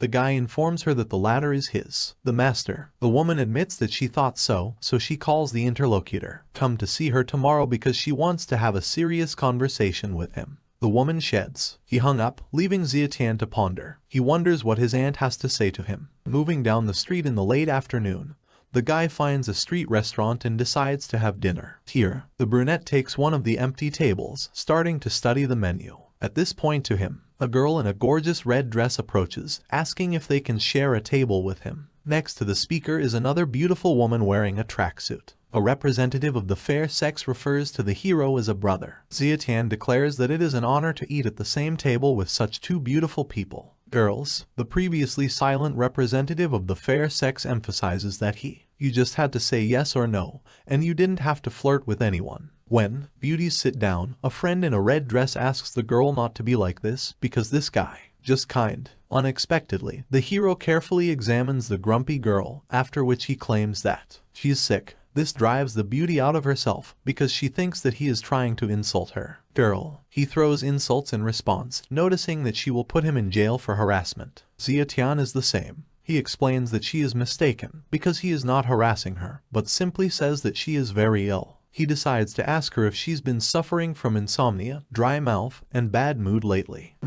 After that, the guy emphasizes that if he is not mistaken, she will not live to see 30 years old. The interlocutor with a sinking heart asks how the stranger knows all this. Zietian takes a closer look at the beauty, then says that to be precise, he'll only live to be 27. Then the beauty is surprised to realize that she will be 27 next year. The sister asks not to believe a loved one in the words of a stranger. The patient rises from the table, stating that she doesn't want to eat anymore. Her sister is in no hurry to leave, wanting to know if there are a cure for this disease. The brunette also notes that now the girl is so angry that if he'd told her about the treatment, she'd have jumped on him and beaten him up. My sister is in deadly pain. Still, find out what the treatment is. Zietian replies that you should become his wife. At first, this surprises the interlocutor, and then she laughs, noting that the young man has a sense of humor. Beauty gets up from her seat and she leaves her business card on the table, emphasizing that she is going to change her sister's mind, and he should not forget to call her later. After that, she goes up to the hero and kisses him on the forehead, saying that they are agreed.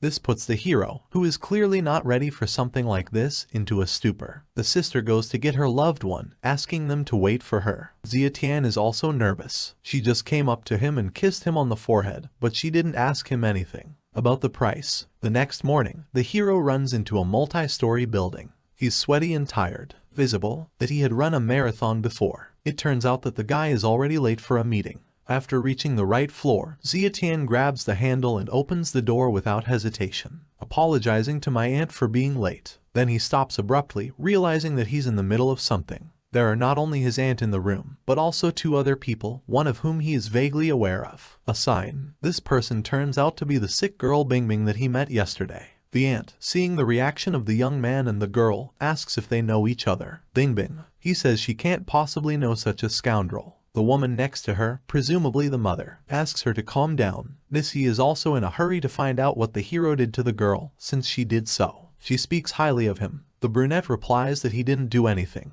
Aunt decides to get down to business, claiming that this is the fiancé she found for him. At the same time, the woman points to the guy. These words leave both Zietian and Bingbing speechless. The latter is blown up from the spot, stating that it's not the same as what she asked for. The girl wanted a tall and majestic, beautiful man. A charming, courteous and elegant young man. Missy claims that she is not asking Bingbing to marry him, but she just wants to help her father get over it. Tough time. The hero also mentally notes that his aunt is so brave that he can't even tell her. Object. The trio gets up from their seats and bows, thanking the woman for her help. When they are deleted, they are. Tian decides to find out what all this means and if she wants him to pretend to be her fiancé. Missy gives a positive answer. According to her, Mayor Lin is a good person, but he has no. His daughter is being chased by Yu Wen Hao from the Yu Wen family, so his aunt suggests use your hero as a shield to help them. Zietian is amazed at how much his aunt trusts him. he decides to find out if she really wants him to. Fought with such a powerful family, Missy explains that she knows that tigers don't happen children from dogs. The brunette notes that she says so, but he doesn't even know what his parents are like if she doesn't tell him anything about them. Missy notices that in exchange for his help, she will give him some information. The woman claims that the boy's mother is still alive. These words, they put the guy in a state of shock. When he moves away, he gets even more questions. He wants to know where his mom is and what's wrong with her. My aunt says it would be better if he won't know it. Before getting into the car, Missy asks the guy to take care of Kingsu if one day she will. It will also disappear. These words strike Zietian to the core because he doesn't quite understand what's going on. Happens. The next day, the hero notes that after his aunt said this, he didn't want any more ask questions because she had a reason not to tell him, but he didn't expect her to take advantage of the opportunity and set a task for them. The guy thinks he's weak, doesn't he? I agreed easily. In his memories, a picture of a bygone day pops up where his aunt asks for help, a favor for her, and he automatically agrees. The memory is interrupted by a girl's voice shouting about the thief. The guy turns around and sees how the girl's bag was stolen by an unknown person on a motorcycle. The thief flies past Zietian, looking at him carefully. The other man clenches his fingers into a fist, emphasizing that he had arrived just in time, for he was just looking for a way to vent his anger. The dark-haired man focuses on himself, then takes off using immortal steps. Wandering clouds. The thief steps on the gas, laughing under his helmet, because he believes that no one can catch up with him. In the moment the hero is level with the motorcycle, beads of sweat float up on the criminal's face and from his lips. The question breaks down about who he is since he can catch up with him. Zietian doesn't respond, making a mistake. Jump at an incredible speed. With a powerful kick, Zietian knocks the thief off the vehicle, sending him sprawling on the asphalt. The bike loses control and falls on its side at high speed. The hero catches it, a stolen bag, emphasizing that the criminal deserved it. In the next instant, he senses danger. The girl in a tracksuit strikes. A kick hits the hero's head, but he grabs the beauty's leg with his free hand. The attacker's pupils, narrowed by a silly coincidence. The guy lets go of Bingbing's leg, realizing that he has collided again with her. The girl calls Zietian a scumbag, saying that her name is Lin Bingbing. After that, it takes out from her pocket is a police badge, announcing that she is a police officer and the guy suspected of robbery because she caught him with a stolen bag. Beauty orders a young man walk with her. Zietian tries to make some excuses, realizing just how much she has to do with it. This situation is ridiculous. At this point, the victim of this incident runs up to them, a member of the fairer sex, claiming that it wasn't Zietian. The girl who came running in a hurry says that the guy was not the one who stole her bag, but he is the one who helped bring it back. Bingbing grabs his head, saying that it sounds a bit much. It's confusing. The hero points his finger at the bag thief, while the police officer deals with. As a burglar, Zietian hands the stolen bag to the girl. She thanks him with words, and then he wants to repay the kindness with money, so he holds out a bill. The guy does not accept money, which surprises the girl a little. He's a little surprised that I forgot, so he hurries to remind me that he borrowed money from her at the hospital, but a long time ago. I should have returned it, but I forgot. The other woman looks surprised, but she doesn't say anything. I remember his name, but I remember what he did, because he's the one who didn't take 5 million. Hero a bit. I hate to hear it, but he still reminds the girl of his name. The nurse thanks you for today, asking if the guy will have time now, because she would like to. I wanted to invite him to dinner. Zietian replies that it's another time, because he has something else to do today. He starts running away. Bingbing tries to stop him, because she needs to take some money from him. Surprisingly, the guy uses his martial art and quickly disappears from view. The police officer tries to understand why this man is running so fast. The girl enters room number 888. She apologizes for tardiness, saying that she encountered one case right on the street and just delivered the thief to the police station. Her eyes widen when she sees Zietian in the room, who is calmly drinking tea. That is, a cocktail through a straw. Bingbing nervously asks why it's him again, and why it's always him. The hero decides to find out why she doesn't ask how he's doing.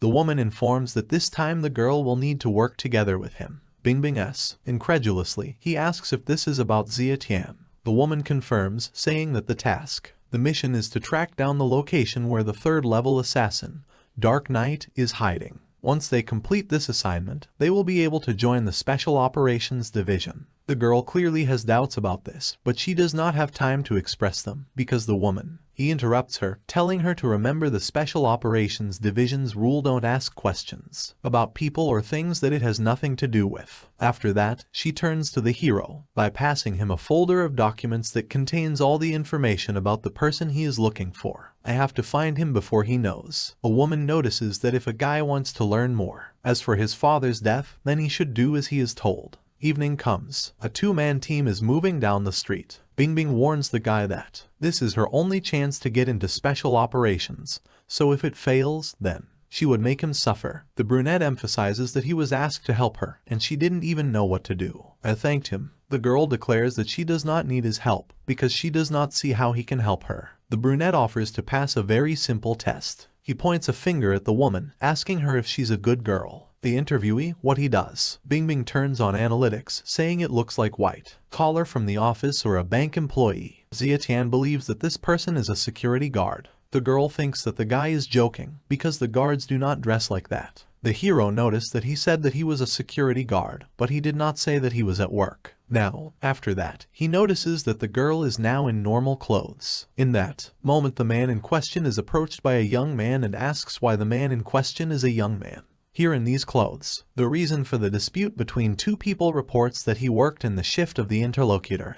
I didn't have time to change. Bingbing freezes in shock, deciding to ask how Zietian found out. Last, explains that his suit and shoes were clean and well groomed, which means that he usually doesn't. He wears a suit like this, and whenever a car appears in the parking lot, he can't appreciate it. The width of the parking space. A representative of the fair sex is impressed. Zietian clarifies how the girl thinks now, whether he is worthy to help her now. Bingbing replies that then he could continue to help her find her goal. They go into a bar together. On a small stage at the console is a girl with pink hair. It calls for, show the dancers your hands and repeat after her to swing together. Bingbing asks for a boyfriend. Tell them how they'll find him now. Zietian offers to dance with him. This is a bit surprising. A beautiful woman, but she decides to act. Noticing her partner's movements, Zietian points out that she'll take care of finding him, but she doesn't have to move so unnaturally. Bingbing doesn't think he can find someone by looking in a dark place like this. Your own. She doesn't voice her doubts out loud, giving her partner a dubious look. The hero is the same. He believes that as long as he has these eyes, he can find him, even if he is in the dark or disguised. After a few moments, the guy notices that the target is not in this room, but the girl. He recalls that they were given this information by intelligence. Then the hero reports that intelligence can be loyal too, so they should wait. To make it look like a couple, he puts his hand on the table. Your partner's shoulder. The same one throws it away, telling you not to touch it. Zietian raises his hands to show that he has given up and understood perfectly. Thereafter, he calls out to the bartender, wanting a few drinks to blend in with the crowd. At this point, he notices why. At the back entrance, a middle-aged man with his hair combed to the side. He lights a cigarette at the door, using a lighter. The hero realizes that this is exactly the person they were looking for. The hero brings the glass of wine that he ordered. He thanks and then notifies Bingbing that the goal has appeared. The girl follows the guy's gaze, noticing a young man at the back entrance, a person smoking a cigarette. She says that he does not look like himself from the profile, which is dark. Highlights that the target has had a facial reconstruction. This statement generates a new question from a member of the fairer sex, because she doesn't understand how Zietian can know about this. The hero also asks her not to look back, because the goal is right behind her. A couple of them are standing at a table, waiting for them. The target rushes to the bar and takes one of the empty seats. Zietian understands that they have aroused further suspicion because of their partner's actions, so he abruptly grabs her by the waist, pulling her to him and forcing a kiss. The girl is nervous. She asks him what he's doing right now. The hero asks her not to move. Obviously, the guy's actions. They put the beauty in a stupor. Zietian leans over her partner's lips, telling her that her behavior is too unnatural. Therefore, it is highly likely to be noticed by them. At this time, the target turns around and he notices a couple kissing. He snorts and returns to his drink. Bingbing, realizing that the danger is partially over, decides to find out what they will do next. It offers contact their superiors, because their mission is to find the target. Zietian notices that every member of Quicksand has a chance to kill, so if they don't, If they intervene in time, then most likely someone will be killed while waiting for orders from above. After hearing this, the beauty quickly digests the information, specifying whether the guy wants to do immediate arrest. The hero stresses that they should at least try. He notices that the target is converting again. Pay attention to them, so he pulls his partner into a kiss so as not to attract attention. The girl also notes that this is actually her first kiss. At this point, the goal sends. The bartender made a strange box, saying that it was a package that was handed to him. Man, he rises from his seat, asking for 2 glasses of red bat for the 2 of them behind him. It's about Bingbing and Zietian. The guy says that the girl should forget and stop pretending, because they were noticed. Bingbing doesn't understand why the hero just kisses her like that back then. Seeing the target go to a nearby location, the room, it encourages you to follow it. She follows the goal with confident steps, and Zietian also notices that someone wants to stop them from chasing him. He decides to decide. A problem with stalkers to begin with. The hero turns around and moves at breakneck speed towards the opponents. Using your own martial arts learned with a master, he deals with 3 guards in one breath. Users don't understand what's going on. Some suggest that the fallen people are just too drunk. Bingbing curses, realizing that they've missed their target. Zietian emphasizes that this is a person from quicksand, so it would be strange if she managed to catch up with him. These words make you angry, but beauty, because the guy is very unflattering about her abilities, so she asks, why is it taking so long? Zietian is quite quick to find an excuse, saying that he just left. I found my phone at the bar and went back for it. A representative of the fair sex pulls herself together, trying to figure out what they should do now. The hero does not lose his composure, asking his partner not to. Don't worry, but put on your glasses. Bingbing wants to know what these glasses are, but when she puts them on, she doesn't know what they are. Eyes, then marvels at what he sees. Zietian explains that it is a night vision powder. His aunt gave it to him, and I took the opportunity to sprinkle some on it. Bingbing is now more customized. Resolutely, she wants to go in pursuit, but the hero does not quite like this idea. Chase the target. The girl asks what's wrong. The guy explains that it was discovered because she was unnatural, and now she's wearing such eye-catching glasses that it would be weird. Don't fall under suspicion. Zietian asks her partner to wait a bit. He approaches the blonde smoking at the entrance of the bar. Her revealing outfit literally attracts the attention of various men demanding to be thrown out. White matter. The hero offers to sell him clothes and a wig for 500 yuan. The girl is the same, claims it's her real hair. The guy asks you to stop acting out the drama because there is no need to pretend, for her stubble is visible. The courtesan viciously asks what he is talking about. Zietian notes that he won't be able to get paid for his cheap stuff is more than 100 yuan, so he will either sell it to him or the hero intends to call the police. It is clear that the decision of the disguised man takes extremely quickly. Left with only his underwear on, he offers to sell another bra at a discount. Zietian. He returns to Bingbing, urging her to put on new clothes so that she can continue surveillance. The girl waves it off. She doesn't want to wear other people's clothes because it's too disgusting. The guy is a little unclear about her logic, because she so wants to be in the special operations team, but it can't do such trivial things. After these words, Bingbing accepts clothes. It doesn't take long for her to merge into a new image of a blonde courtesan. Wearing glasses, the beauty notices that today she made a fool of herself, so if he failed, he would see what she did to him. They approach a large building. Hero notes that the target has entered this karaoke bar, so they are on their way to it. My partner is surprised. These words, because she thought that she was the only one who could see with the help of night vision powder. Visions, so she asks how the guy knows where he's gone. Zietian quickly. He justifies himself by saying that this is a professional decision, and that he understood when he saw in which direction he was working.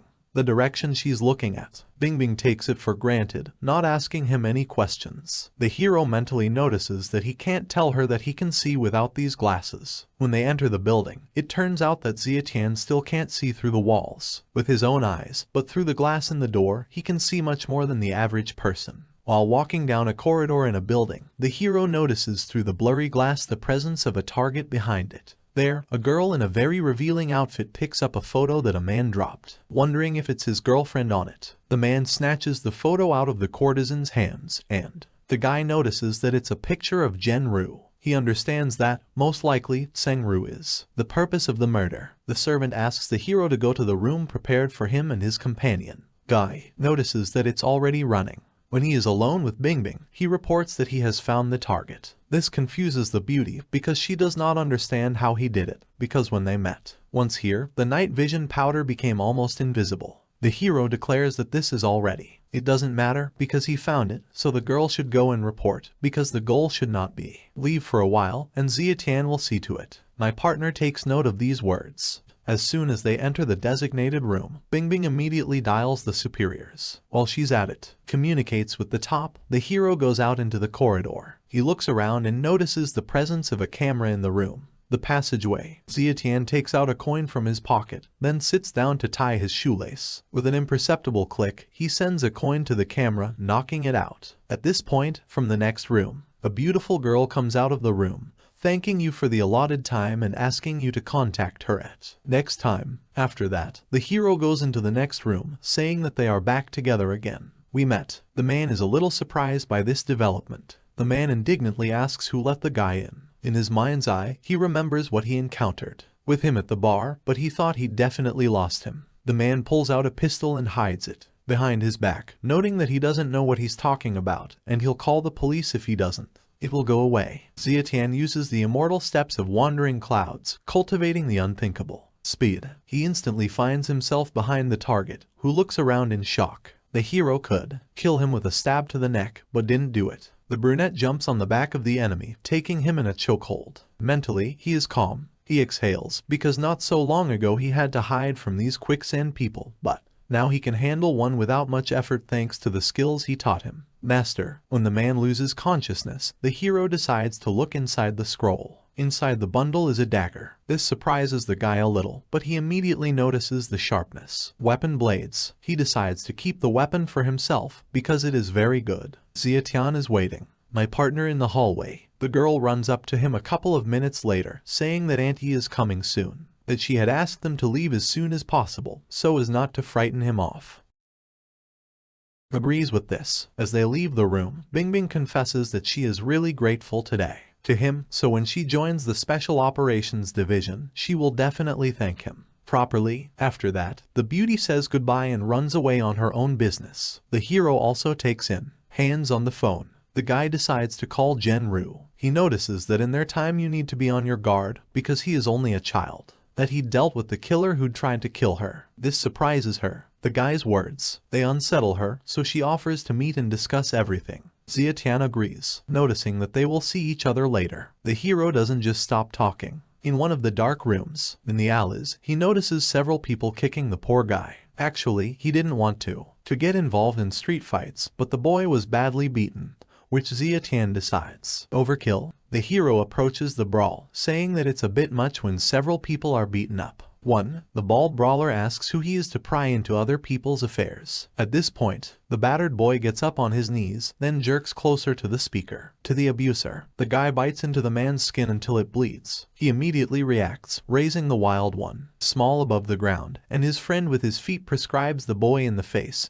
forcing him to let go. My partner, the hero, begins to like it, because he notices that the boy has a fairly decent energy reserve. When the two brawlers are about to continue the beating, Xia Tian intervenes in the fight. This is a roundhouse kick that sends two men flying in different directions. Xia Tian urges that next time they don't bully the weak by being strong. He is about to leave, but the beaten boy asks his savior to stop. He finds in himself. He gives her the strength to get up, and then thanks her for saving him and asks her to accept him as a disciple. His name is Gao Fei. The hero decides to find out why those guys beat him up. The kid replies that they didn't hit him, but he was the one who hit them first because they stole his girlfriend. Xia Tian decides to clarify, so they stole her or she went with them. The interviewee replies that she went voluntarily. Hearing this, the dark-haired man notes that then it is also useless to beat them, and if he wants the girls to, don't abandon it. It must have the capital and strength to ensure that they don't even think about it. Drop it. Gao Fei falls to his knees and bows his head, saying that if the other party accepts him as a disciple, he will be able to become stronger first. The hero clarifies whether the boy is not afraid, because with him, it might be too dangerous. The same one says that there is no fear in him, because he has no father, no mother, and therefore nothing to lose. Xia Tian leaves the boy a business card, asking him to call this number and ask to see him at the hotel students, and tell him that he is the guy's student. The hero begins to leave, noting that when he To meet him, then he should call him Senior Zoo. Beaten up boy, thanks for help from your savior. Moving along the road, the hero stops when he hears his name next to it by car. It turns out to be Genru, who asks how he is. Guy getting into a very luxurious car. She says he's fine, but she's in big trouble. The girl notes that these old men so full of shit that they want her dead. Xiatian reveals that they even hired a quicksand assassin, so he asks what she's going to do, emphasizing that if she can't handle it, then she can give her own share and stay safe. Genru replies that they won't let her go even if she gives it to them. They want their shares because they are afraid of her, afraid that she will live, and afraid that she will die. It will be resurrected. After hearing this, the hero realizes that the only way out of the situation is to find a way. Get rid of these people. The interviewee also notes that she does not want him to do anything illegal. She asks to give her 3 days, considering that during this time she will have time to destroy the power of these people. Old people. This surprises Xiatian a little, so he wants to learn the details from the girl. Genru admits that she has already started taking action after what happened last time. However, they must be completely destroyed financially so that they do not have free money to create problems. The girl notes that if we talk about the business war, then she is an expert. The hero, along with a rich woman, drives through the gate, finding themselves at a luxurious house. Beauty offers the young guy to sit in it, noting that there is nothing at home. Xiatian immediately. He notices that this is a very large house. Genru knows that the other person liked it, the apartment, so she gives him the keys, saying it will be his house in the future so he can keep the keys to this villa for yourself. The hero sees no point in giving the keys to him. The girl explains that if the bad ones come, guys, if he wants to enter the room, it's going to be a problem if he doesn't have the keys. Sangru literally puts the keys in the hands of a young man, after which a girl enters the room, together with the nanny. She recognizes her older brother and runs to him, wanting to hug him. Xiatian scoops up Tian, asking if she missed him. The girl gives a positive response. At this time, the mother informs the nanny, whose name is Wang Ma, that today there's nothing else to do, so she can go home. The servants accept it. After some time, too, the hero enters the room of the hostess in thin nightclothes, saying that his room is ready, and that he should go to bed early. The guy is embarrassed, replying that she should also go to bed early. At this point, a man enters the room, a small miracle, stating that she wants to sleep with her big brother. Her mother says that her brother was tired, so she shouldn't disturb him. The brunette decides to support the girl, noting that he's very sleepy, so they'd better not come. On the tears of the girl begins accumulate moisture. Tian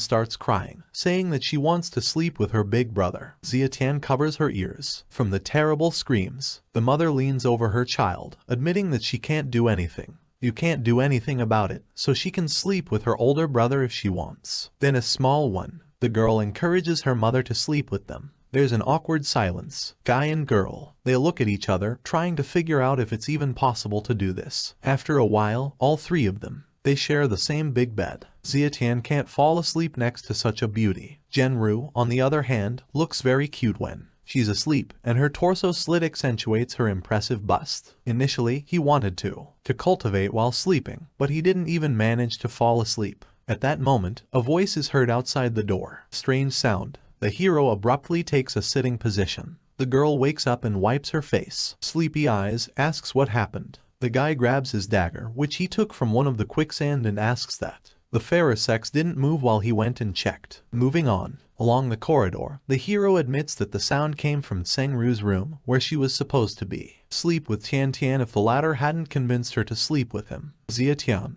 He goes to the door and pulls the handle. Xiatian abruptly opens the door and turns on the light, urging the guest to stop hiding and come out, because he knows where he's hiding. Taking a step into the room, the hero clarifies whether he thinks that it is good, knows how to hide. After that, the guy reveals the location of the killer, who is hiding behind a curtain with a gun in his left hand and brown socks. Then the bald man comes out of his hiding place, saying that he blames himself for being bad. He hid and was discovered by him, but it was he who was unlucky. Xiatian chuckles inwardly. With his vision, it's useless to hide anywhere. The killer points a gun at the guy, asking if he wanted to tell him his name before he died. Drawing his dagger, the hero introduces himself. The killer is surprised, clarifying whether the guy is the son. Longa. These words unsettle Xiatian, who realizes that the killer knew his father. The man says that he read his profile in quicksand, From it, he learned that the interlocutor is obedient and a good student, not a match for his father. When Zhang Long was 20 years old, his reputation has already spread all over China. The hero clarifies what else he knows about his character. My father. After that, he stresses that if he tells him everything,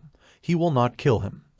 It's the other party laughing, not believing that the kid can kill him, but if Xia Tian gives it to him, his father's heavenly scroll, then he will think about it. Here the guy takes out a heavenly scroll, encouraging the informant to continue. This is a little surprising to the latter because he didn't think that Xia Tian will be so serious. The man decides to tell him. It turns out that there are 4 great masters in China: Dong Wen, Zai Yin, Nan Sha, and Bei Jin. His father, Zhang Longyi, was Zai Yin. Hearing this, Xia Tian decides, ask why my father died, then. The bald man admits that he does not know this and then calls for, just give him the heavenly scroll. The hero throws the scroll into the hands of the interlocutor and then catches it with one hand. The man notes that, since the guy had given him this treasure, then he would be magnanimous and let it go today. Xia Tian decides to ask, because today he didn't come for him. The bald man replies that his mission today was to finish off Zhang Ru so he could let him go, but not her. Upon hearing this, the hero declares that he will give him a chance if he convinces him not to kill in 3. Maybe the guy will let him go. The bald man again notices that this is stupid, because one of them is the same person. The other person is clearly not enough to kill him. Xia Tian rushes off, saying that the first one is. The sentence is not what he wants to hear. He finds himself next to the killer, knocks him out of his mind. He grabs the gun and lifts it by the throat off the floor with one hand. The man claims that he can tell you more about his father, but this offer is not accepted. Wrong. Then the bald man claims to tell him something important. There are 8 scrolls in total. The brunette also notes that this is not one of the 3 sentences that he wanted to hear, so it has run out of attempts. The guy thinks about it, realizing that killing him here is not the best idea, so he decides to leave it to the police. He delivers a powerful blow to the neck of the quicksand member, Peskov. The man loses consciousness, and the hero also notes that the interlocutor is very stupid, because he has enough. It was said that he would let Zhang Ru go, and he would let him go. The door to the room opens. Hostess enters the room, asking if Xia Tian is okay. The latter assures that it is in full operation. Then he clarifies that if he can't beat one guy, then how can he defend himself? Harem Tian Tian. In the next instant, Zhang Ru hugs him, claiming that he scared her to death. The guy strokes the beauty on the head, asking not to be afraid. He exhales heavily, asking her to get dressed. They'll have friends at home soon. The girl answers she knows, so she goes to boil water and prepare tea for your guests. She brushes the back of her hand away from the tears in her eyes, asks if Xia Tian will always protect her. The guy gives a positive answer, emphasizing that he wouldn't let anything happen to her or Tian Tian. Zhang Ru gives a very short answer. Her eyes are moist again, and her cheeks are turning scarlet. The shade. She quickly leaves the room, slamming the door behind her. The hero also takes out the phone from the pocket, then decides it's time to call someone who can help him. He'll come and clean up the place. Xia Tian and Zhang Ru are waiting for guests with open doors. They turn out to be brother Zui, Little Fairy. The hero greets them, realizing that they have come a long way. The hostess calls them. Go ahead and sit in the living room. At this time, the old man notes that the boy whose brothers Yang recommended, a really good candidate for a master of martial arts. The hero says that brother Zhu has a high opinion of him, so he should try harder. Little Fei confesses that he knows it himself. Xia Tian leads the guests to the room where the captured person is located. He tells them that this man is a killer from the Quicksand organization, so he asks them to take him to police station and leave a corresponding note. While the young student is evaluating the ropes that bound the killer, Master Zhu simply asked not to worry about it, assuring that take care of this problem. After that, the elderly person reminds that after some time there will be competitions at Leolin Villa, which will determine whether he can take property or not. The hero asks you to entrust it to him. The guests leave the house, saying goodbye to the brunette. The same one opens the scroll that was ready to give away to the bald assailant for information about his father. He becomes interested in what will happen if collect all 8 scrolls together. At this time, the hostess of the house appears in the doorway. The hero asks how Tian Tian is feeling, and if she was afraid. The girl replies that the child is fast asleep and has not even woken up. She approaches the guy, admitting that she is glad that he is here today because she feels safe when he's around. Zhang Ru snuggles up to the young man, telling him that it was very hard for her to be alone all these years, and that only now does she feel like she has a home and someone to count on. Rely on it. The hero lifts her head by the chin, while she thanks him for all that she has done. He did. Zietian, on the other hand, covers her lips with his own in a neat but confident motion, forcing a kiss. The beauty doesn't break out or resist, supporting his actions. The next morning, they leave at the company building. Anyone who sees them will recognize Sang-Ru. However, they start to wonder who the guy next to her is. Some suggest that it is her personal security guard, based on the clothes. The hero smiles, mentally noting that after one night he has already broken through to the second. The level of heavenly awakening. He didn't expect it to have such an effect. The couple go up to the desired floor in the building, then enter the meeting room, where there is an empty seat in the second floor. At the head of the table, and 8 other people, 4 on each side, are clearly waiting for the girl to arrive. One of the rich men starts talking. He asks who it is behind Ms. Tseng, and then, without answering, after giving the girl a chance to respond, he emphasizes that it is unacceptable to bring a boy with a snow-white face at the company's shareholders' meeting. The beauty responds very harshly, saying that if he's a boy with a snow-white face, the other person won't even be able to reach him. His toes. This behavior is not liked by the man, but another one gets into the conversation. A man of about 50 years of age. He notes that they are conducting an internal investigation of company meeting, so who's going to be responsible if something happens when they enter? An outsider. Sang-Ru decides to make it clear that Zietian is her man, so it's highly likely that Zietian is the one who is being held by her. It's silly to ask about who will be responsible if something goes wrong. The old men explode, calling the beauty too shameless for her to speak so easily. All these things. The girl becomes serious. Her expression is one of pent-up anger and rage. Just for form's sake, she decides to ask if they faked the car accident, abduction and attempted murder. Of course, the old people deny everything, starting to demand evidence for unsubstantiated charges. Sang-Ru doesn't understand how they even dare deny your actions. She even suspects that she's not communicating with anyone at all. By men. After that, she throws the folder she brought with her on the table. She takes out a few sheets of paper, handing them out to everyone in the room so that they can read them. We were convinced of the truth of her words. The members of the joint stock company start reading the papers. The room falls silent. Sang-Ru also reports that this is the very evidence which they wanted to see. Those caught red-handed start muttering to themselves, rubbing your eyes and feeling as uncomfortable as possible. Old people are blown up from their seats. One shouts that all this is slander, and the other supports a friend, shouting that all this is a lie and falsifications. One of the bravest scoundrels declares that they want to remove the girl from the post, because she's no longer qualified to be the CEO of Tseng Group. The second one is the same, notices that she has to sell them her shares at a low price. Krasavitsa notes that in the end, their ultimate goal was revealed, to displace her, so she encourages them to speak out the opinion of other shareholders on this issue, because it is going to use evidence to put them in jail and then split their shares with the rest of us talented specialists. The members of the joint stock company begin to exchange glances between each other. By yourself, without rushing to express your opinion. Zietian smiles, realizing that Sang-Ru has chosen a very good strategy, because this is the decision more profitable for everyone. At this point, one of the accused states that all this is the work of this person. Boys. He points his finger at the hero, claiming that this boy with a snow white. He's trying to slander them to spite the Zheng family. The girl stands up for the guy, noticing that it was none of his business. The hero begins to slowly approach the one who so likes to talk in vain. Zietian releases her sinister aura and looks directly into the eyes of the frightened rich man. Asks Wu Zhangru if it's true that if they get rid of these 5 old men, they won't be able to do it again. There will be no problems. The girl encourages the guy to calm down and not be impulsive, because 2 more days before these old men are finished. The hero says that 2 days is a good time to work. Not much, of course, but unlike him, the quicksand killers won't wait. Get rich, K. When the hero approaches, he nervously asks what he is going to do. The guy prescribes savory bream for a man. He rubs his red, swollen cheek, still not believing what the other person is saying. Hit him. Zietian notices that he has never heard such a strange request before, so that someone asks to get hit. He begins to prescribe a series of slaps to the arrogant rich man while in the hall. It doesn't include another person. He reports that manager Wang asked him to bring materials. The girl is a little surprised that she forgot some materials. She asks for a subordinate. Bring them to her. The man calmly moves to the beauty while the rest of the members, the joint stock community, is sorting through the papers given to Tseng-Ru.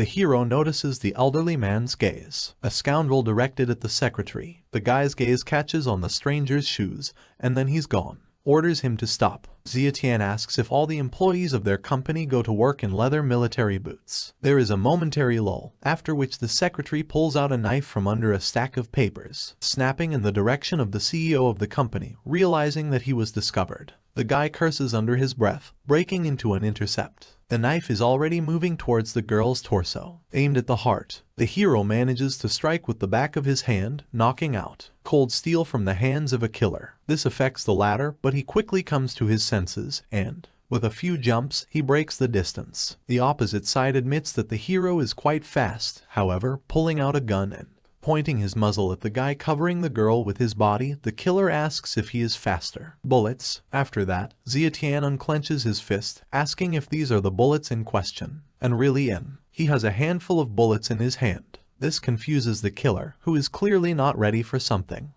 like that. The hero throws bullets to the floor, taking off in the direction of the enemy. He uses Immortals, steps of wandering clouds to boost your speed. Then get ready to use sharp fingers to quickly disable your opponent. Zietian turns out to be one of those old men who just a couple of minutes ago were yelling about what everyone was doing. Evidence is falsification. He doesn't kill it by taking a step back. The killer falls on land. It is not known whether he died or simply lost consciousness. The hero also specifies whether he needs to say who hired this killer. Stretching his neck and releasing all his aura, the guy declares that he was giving them one last chance to save their lives. He wants them to give up their shares, and then they gave up. Frightened members of the joint stock company agree to these terms. The next moment, a servant of the law enters the meeting room, asking who called the police. One of the old men admits that it was he who called the police because the man had a gun.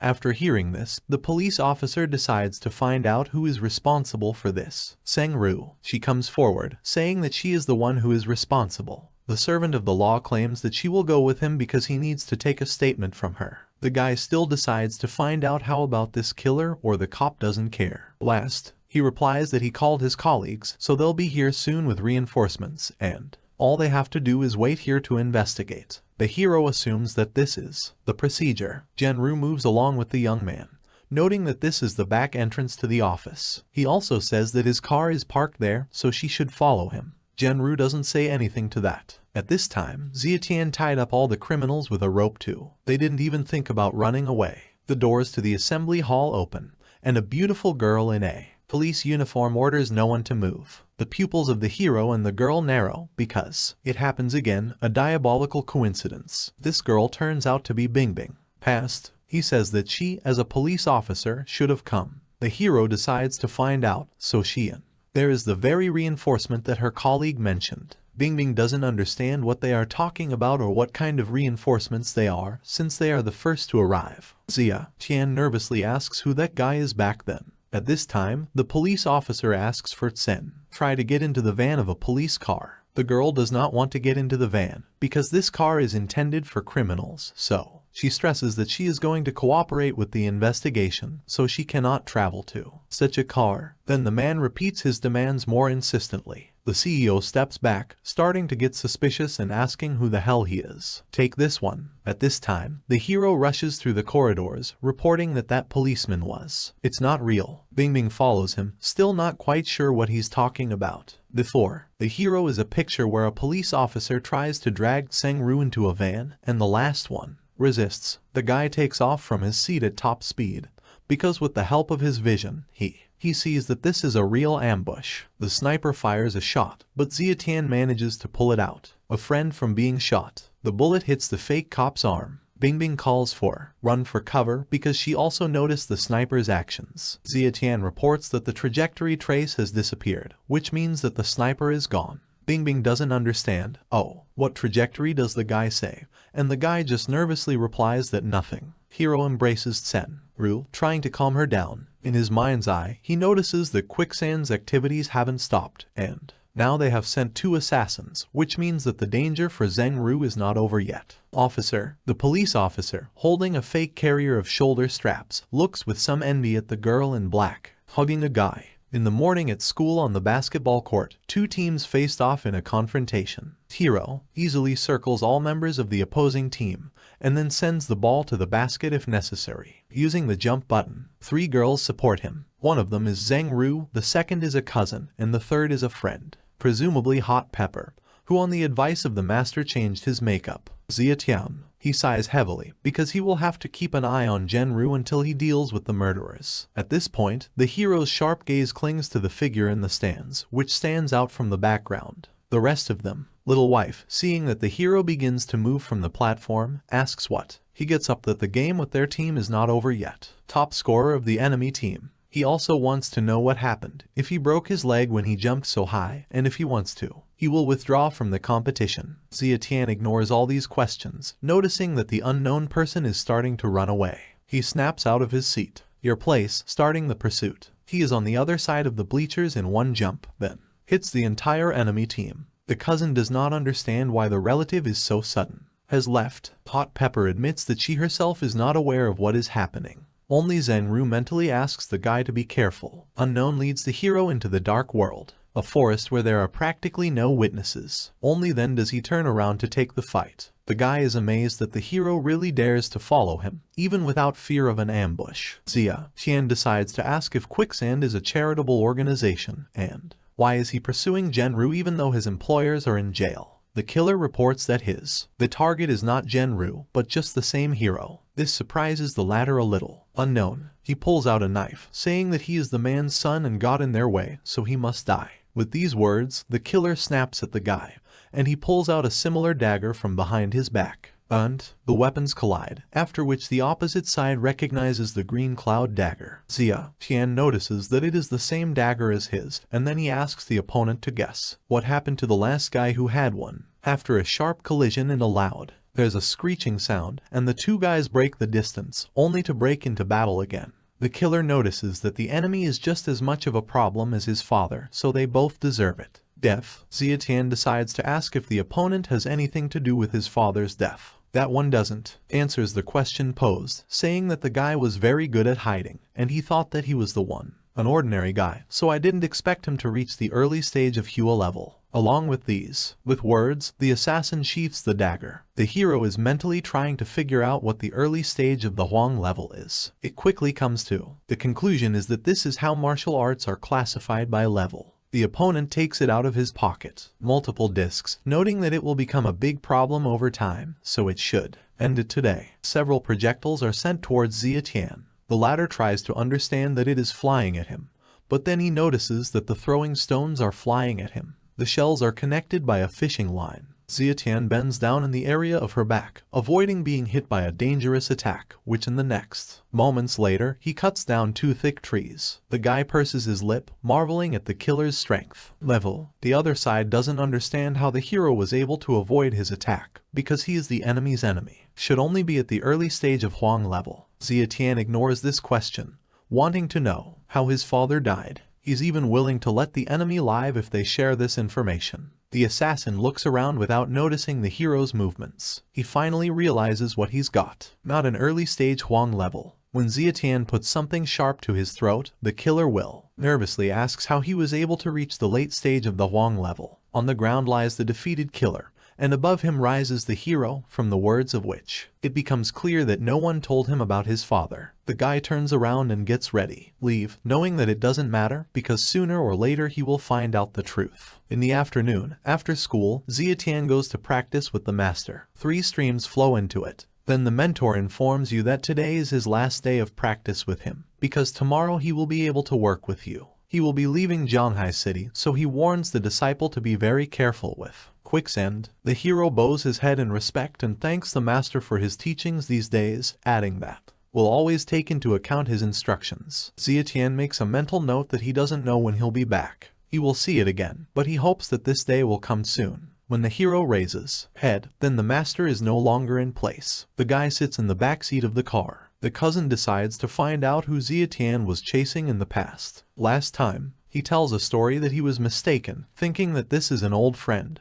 But then, I found out that this is not the case. At that moment, the brunette's phone starts ringing and he picks it up. On, another wire turns out to be Hot Pepper, who claims that she ran away from home because she wanted to learn martial arts from him, but her family wouldn't let her. The hero pretends that he does not understand what the classmate is talking about and then resets the call. A girl with red hair under a square, who is driving, decides to find out who he is. Called. The guy says nothing, but it was just a stalker. The girl chuckles, claiming that she thought it was the girl he had seduced again. The red-haired one. She notes that she sees him with a new girlfriend every day, so it's important for her to know if the guy is really Kinks who doesn't respect her. The latter stands up for the hero, telling her sister Wen that Zietian, this is her cousin, and at the event, he just pretended to be her boyfriend. The hero admits that sometimes he thinks she's just as annoying as the other stalker, so he doesn't know what to do. Suggests that they may be related. These words make Sister Wen angry, and cousin asks, view the driver's view of the road.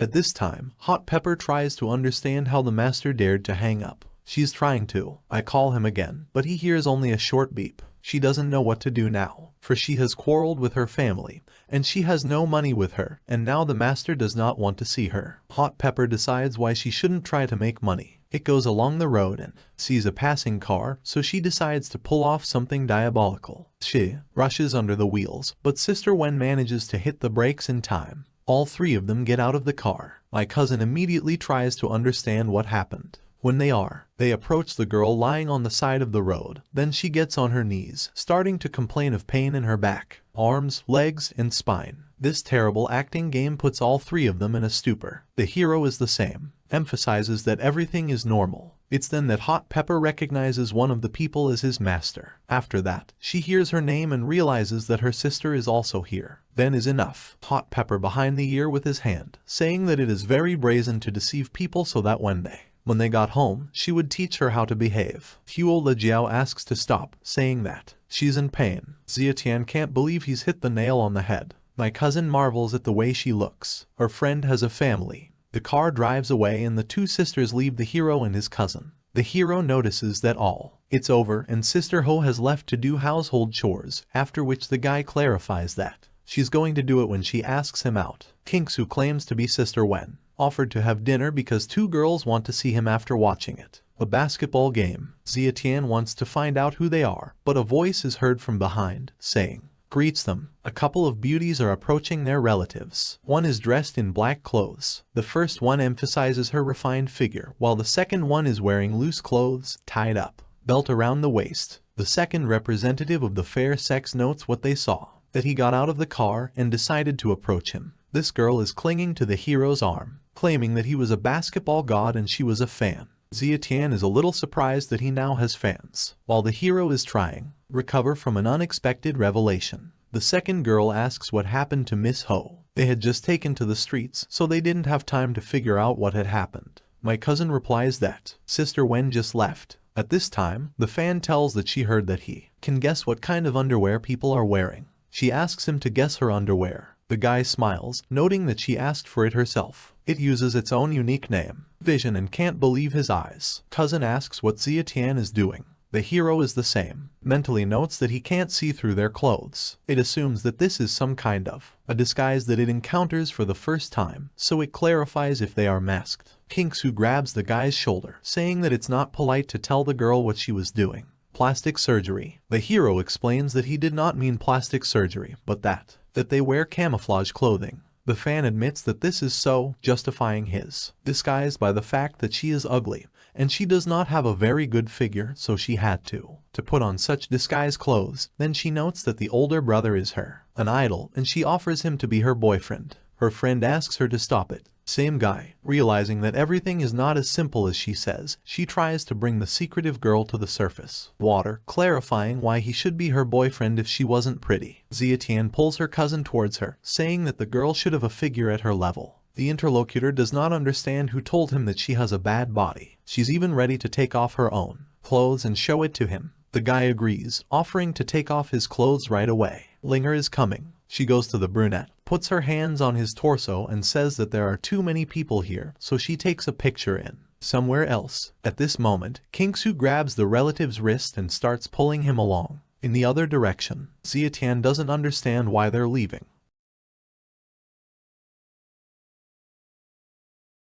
The girl takes the hero with her, and when they go a decent distance, she claims that the fairer sex had gone too far. Zietian, feeling the girl's annoyance, he asks her not to think about it and quickly changes the subject, suggesting that they eat together since they are already friends. Released, Kingsu notices that they are almost home, so he suggests that they eat at a nearby restaurant. Here, a familiar blonde man who tried so hard to impress appears in front of his relatives. Her birthday party, which caused only disgust. He claims that he has been waiting for a girl for a long time and I'm glad she's finally back. The cousin digs into the hero's shoulder, asking why he's back again, stalking her because she already told him she had a boyfriend. The same person notices that the guy, it's a small matter because he still has a chance while she's not married. The rich man steps aside and points to a brand new car, claiming that he bought it for BMW. Girls, he grabs her by the wrist and hands her the keys, even though Kingsu tries to pull away because he can't. He wants it, but the blonde says that he will never take back what he gave him. The beauty repeats again that she doesn't want this,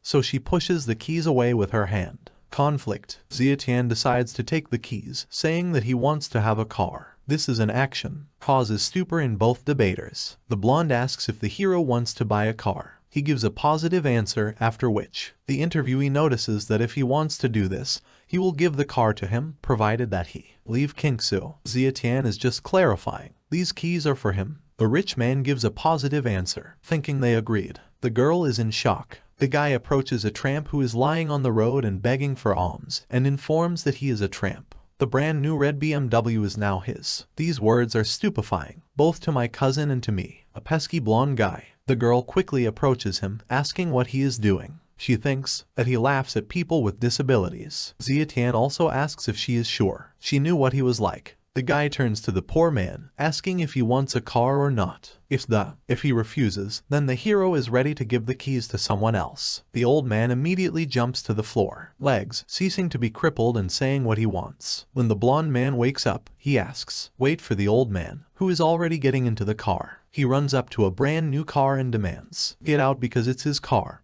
But the older man steps on the gas. The car takes off as the rich man screams loudly to stop. A few moments later, the car crashes into the wall. Tears appear in the blonde's eyes because the BMW was simply destroyed. He grabs his head because he wasn't the driver, and after he hit a wall, he won't get his insurance paid. Kingsu laughs at the stupidity of the situation. Zietian yawns as she heads to school. Suddenly, a car pulls up next to him. The girl sitting in the passenger seat is surprised that he still walks to school. She suggests that he get in the car to get there faster. The owner of the car that sits behind the wheel. At the wheel, he notices that you don't need to let him sit here because you smell of manure from him, and he doesn't want to get his car dirty. The beauty presses to the guy, asking if he really doesn't want to sacrifice the car. The interlocutor declares that he will do anything for her. The hero also asks him to drive carefully because yesterday he saw the accident, and if he drives badly, his relatives will be in tears. The car, Dauntless, does not have time to drive off in 100 meters as it crashes into a garbage truck. While the guy is fighting with the driver of a car carrying garbage, the girl shouts nervously that she knows why she liked Zietian before. After a while, the hero is sitting at his desk in the school. The same girl is heading towards him. The beauty sits down at the next desk. The guy decides to find out if the trash has been removed. Representative. The fairer sex explodes, declaring that he will never find a girlfriend, and it's a good thing that she broke up with him because he wasn't good enough for her. The brunette calmly admits that he doesn't. He deserves it, and she deserves it, because the slave is looking for fish, the shrimp are looking for shrimp, but the toads, frogs. The girl jumps up from the table, realizing that the interlocutor only called her a toad, and he says that no beauty will approach him. Someone knocks on the classroom door, asking if there is a student named Zietian in this class. Everyone's eyes widen when a beautiful girl enters the room. Even a hero. He is confused, jumping up and down from his seat as if he can't believe his eyes. The guys start whispering to each other. They wonder who she is. Many people notice the hero's reaction, which is why it is assumed that he knows the beauty. Someone even claims that the guest, so beautiful that it is impossible to compare her with Venya. Zietian takes off, not understanding what's going on, but there's something in the girl's hands. What belongs to him? This something turns out to be a children's toy horse. The girl gives the toy to the hero, who immediately rushes to find out who she is and who gave her this horse. The interviewee says that since he knows who it is, then he should go with her, because this person has already waiting for him. Zietian calls for him to be taken to him immediately. At this time, the class begins to pinches, because no one knows who a toad is until they compare it to a swan. This hits you hard on pride of Venya. After a few minutes, the hero goes outside and meets with a man who looks similar to him. This is Brother Ma. He grabs the hero by the neck, noticing that 10 years have passed, and he is more and more similar. Their father. The hero can't believe that this is really Xiao Ma's brother. He admits that, I missed him. It turns out that Zietian gave this horse to his brother when he was leaving. Brother represents the girl who came to see off the hero. This is his daughter-in-law Huey. That Zietian was so small back then and always chased after him. The hero also notices that it was, naturally, his brother is 7 years older than him. This causes the girl to chuckle. The hero decides to find out how the godfather is doing and how his health is. Brother Ma talks about, it only happens when they get to the apartment. If it hadn't been for the godfather who saved me, he would have died. He wanted to repay him in the future, but he made him forget the road forever. I went home and told him not to come back. The guy remembers that his father was always like this, so he never had any friends who could visit him. Brother Ma offers the hero to move in with him because he has more. No one is home, so he wants to take care of a relative. Zietian asks her brother not to worry because he now has a place to live. Xiao Ma clearly wanted to find out more about this nuance, but they start calling him. He is forced to pick up the phone, and in the course of the conversation it turns out that he had to drive somewhere right away. It turns out that Xiangtu's father suffers from gout and can't go outside right now, so Brother Ma has to run errands for him. He offers the hero to go with him because he is still so. There's a lot to tell him. Zietian agrees, after which they get in the car and drive out. While in the car, the hero immediately asks who Xiangtu is and why the brother should run his errands. Xiao Ma explains that he deals in construction materials and that this person has a lot of connections with people from above, so he is considered his patron. As the brothers leave the car, Ma points out that Xiangtu is a good person and that he doesn't belong to those people who can be bought with money, so he will help him in everything. Brothers. They enter the house and go up to the desired floor. In the bedroom, 2 subordinates dress a man. The hero takes off, urging not to touch him. The 2 men don't understand who he is or what happens. Even Brother Ma is perplexed by what is happening, asking what Zietian is doing. The hero picks up the man on his shoulder while 2 people call him immediately. Stop now. He takes off and starts running, and the trio of people follow him. One demands that the master be released, and the other calls Zietian a madman. In a few moments, the same gentleman begins to vomit violently. Zietian stops and puts him on the bed. The man wipes vomit from his lips, noting that he feels much better. He thanks for that the guy saved his life. Zietian wonders what the master just ate. He says without any concealment, it was hot snow toad soup, a tonic that an old friend had sent him. Dark hair wants to see this dish. The servant brings in a small container of what the master drank. The hero takes the soup in his hands and begins to carefully examine it. After examining the contents of the plate, the guy clarifies how much the master hates this person. The latter explains that he does not hate him at all because they have known each other for a long time, and the soup brought him. Zietian explains that the snow toad is naturally cold, and these herbs can bring out cold snow toad poison, so even a healthy person will not live long after taking it. More than 3 months. These words amaze the man, because he understands that the guy really saved his life. The hero also asks him not to worry, because he will not stay away, but he needs a set of silver needles. At this moment, one of the servants nervously asks if the guy has a medical license or not. Does he have a license to practice medicine? Because if he doesn't have one, then he just can't do things like that. The hero admits that he does not have a license, but he has a simple desire to save people, so that if they trust him, they will allow the patient to be cured, and if not, he will immediately leave. The man immediately declares that he believes the guy right now, because if it wasn't for him, he wouldn't even have lasted in Dr. Guo's hospital. Zietian is surprised that this hospital belongs to a man. After all, he thought it was a hospital, state-owned company. He also casts a sideways glance at the guy who decided to give his opinion before this one, considering him some kind of charlatan. The maid is going to call the police, counting the guy. a fraudster who is going to kill a person because he is performing a medical operation without a doctor's permission. Licenses. The master demands to forget about it and bring him a set of needles that he has. Brother Ma decides to find out if Xia Tian really knows how to heal. The latter gives a positive result, an answer, adding that he learned a little from his father. Hearing this, Ma suggests first call Xiang Tu, because his brother is not an official doctor. The man interrupts him, declaring that he is the master of his house. After a few moments, one of the man's subordinates brings the box. The owner asks for it. Use them. Xia Tian opens the box and is startled. After all, these are divine Bian needles. The patient notices that the younger brother has good eyesight.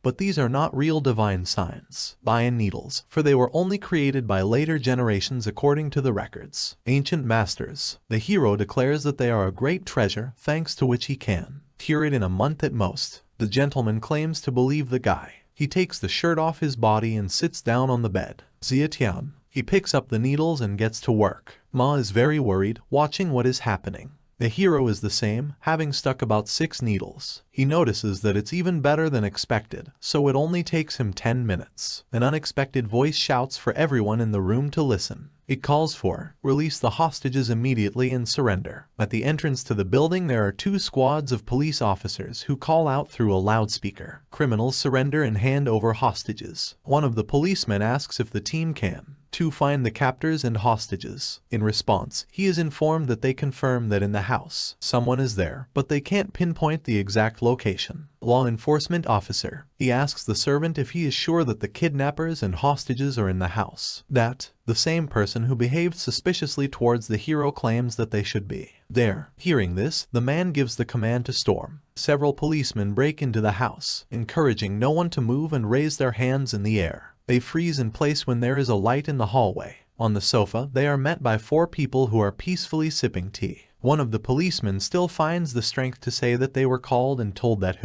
I've captured the headmaster's father. The owner of the house says that they were mistaken, because he was sitting all this time. That's where I talked to my client, so there was no abduction or capture. Then the same liar bursts into the room and points a finger at Xia Tian, saying that this guy has no money. The person doesn't have a medical license, and he treats Mr. Xiang.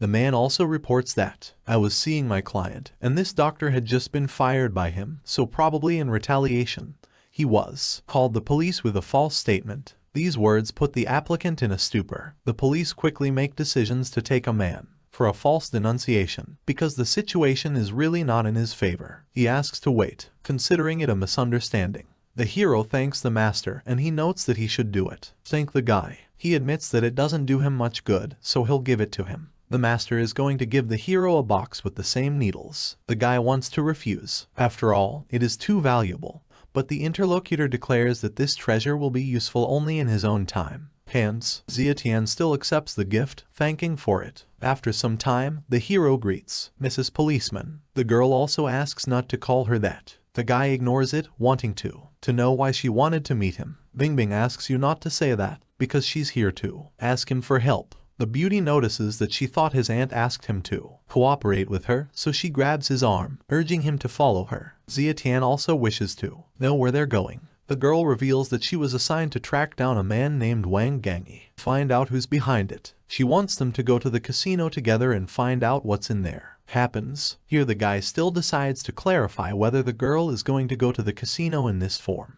Clothing. Na Bingbing is currently in sportswear. She asks what's wrong with her clothing. The hero grabs the beauty by the hand, starting the movement in the opposite direction. She nervously asks where he is taking her. It turns out that the guy took her to the store and put on her short shorts and a t-shirt. Bingbing doesn't. She believes that this is how she should dress. Xia Tian also notes that the more it tightens a t-shirt, the more it seems that she is not wearing shorts. This makes the beauty blush and she calls him to shut up. Partners go to the casino, at the entrance to which is on duty a few guys. One of the trio asks who it is. The hero replies that he is a friend of Old Man Zhu. The other one specifies, why did he need it? Xia Tian wraps his arms around the girl's waist, claiming that she is his wife. The guy clarifies, still not convinced. After that, he turns to Bingbing and gets ready. Kiss her. The latter resists out of embarrassment. All this is interrupted by a man, which encourages the couple to pass and not show off in front of them. The hero thanks and the beauty. He grumbles that if he was going to do it, he should have done it. The guy turns around, asking what she said. Bingbing says nothing. They enter the casino. The hero asks her not to be so serious and relax. He sits the beauty down at the game table, inviting you to participate in the game. Bingbing doesn't understand what his partner is doing, does he? He specifies whether she prefers more or less. After this question, the officer's pupils. They narrow, because she doesn't understand what the dodger means. Seeing the incomprehension in the client's eyes, the dealer hastened to explain that the young man asks if you place a higher or lower bid. Zietian declares that his wife is doing bid for less. Players start the game and drop 1-2-4, which is less. A representative of the fair sex clarifies whether this is a victory. The guy suggests that she just take and play with them first, while he goes to look elsewhere. Bingbing bets on more. While the hero leaves, the guy goes to the next room, mentally noting that if he wants to find information, then it's better find some unhappy person. He spots a guy standing at the bar who's looking at him, getting drunk. He sits down next to him and asks if he needs money. Interlocutor notifies that they can't afford to take out a loan. Then Zietian says that it is not a loan, because if he can provide him with the necessary information, then he will give him money. Just like that, the interlocutor is interested in what information the hero needs. After a while, Zietian returns to her partner. He asks how the game went. When they leave the casino, the girl says that she lost all the money that he handed over. The guy just replies that this is a good job, after which he reports that he has achieved progress on your part. The beauty can't wait to hear the details. Zietian sets a condition, saying that for a kiss will tell everything. However, noticing the change in the face of the interlocutor, he hurries to say that this is just a joke. The guy gets down to business, telling her that the guy she's looking for is the guy she's looking for. She, Wang Gang, goes to KTV Fire Day every Sunday, so he'll go with her when he gets there. Bingbing thanks him for his help, and after that, she notes that it's not a problem for her to kiss him. However, the interlocutor is already calling his cousin, starting a dialogue with a relative. It makes me angry. A beauty who kicks him off his feet, because he decided to ignore her at such an important moment. Zietian looks around, not understanding what's wrong with this fairer sex. The day of the university entrance exam arrives. The hero goes outside, yawning and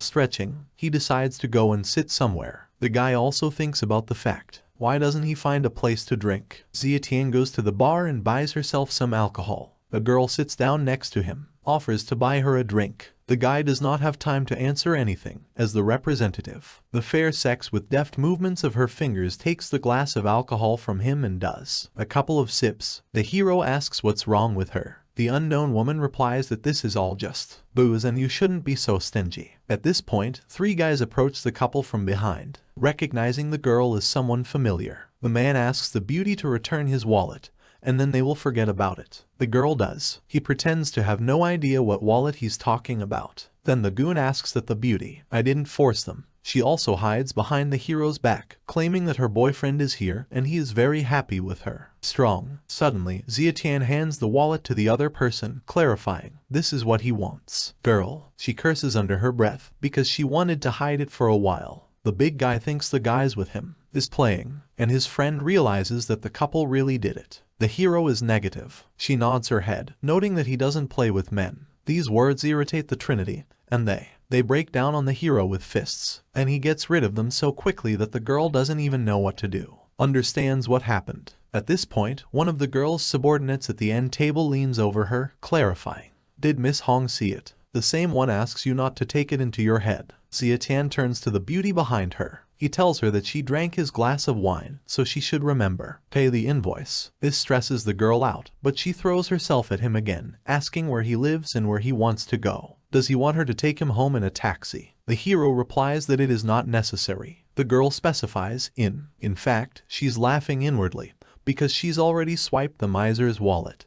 And when he gets out of the car, she's not going to let him go. Taxi, and he will not have money to pay for the trip?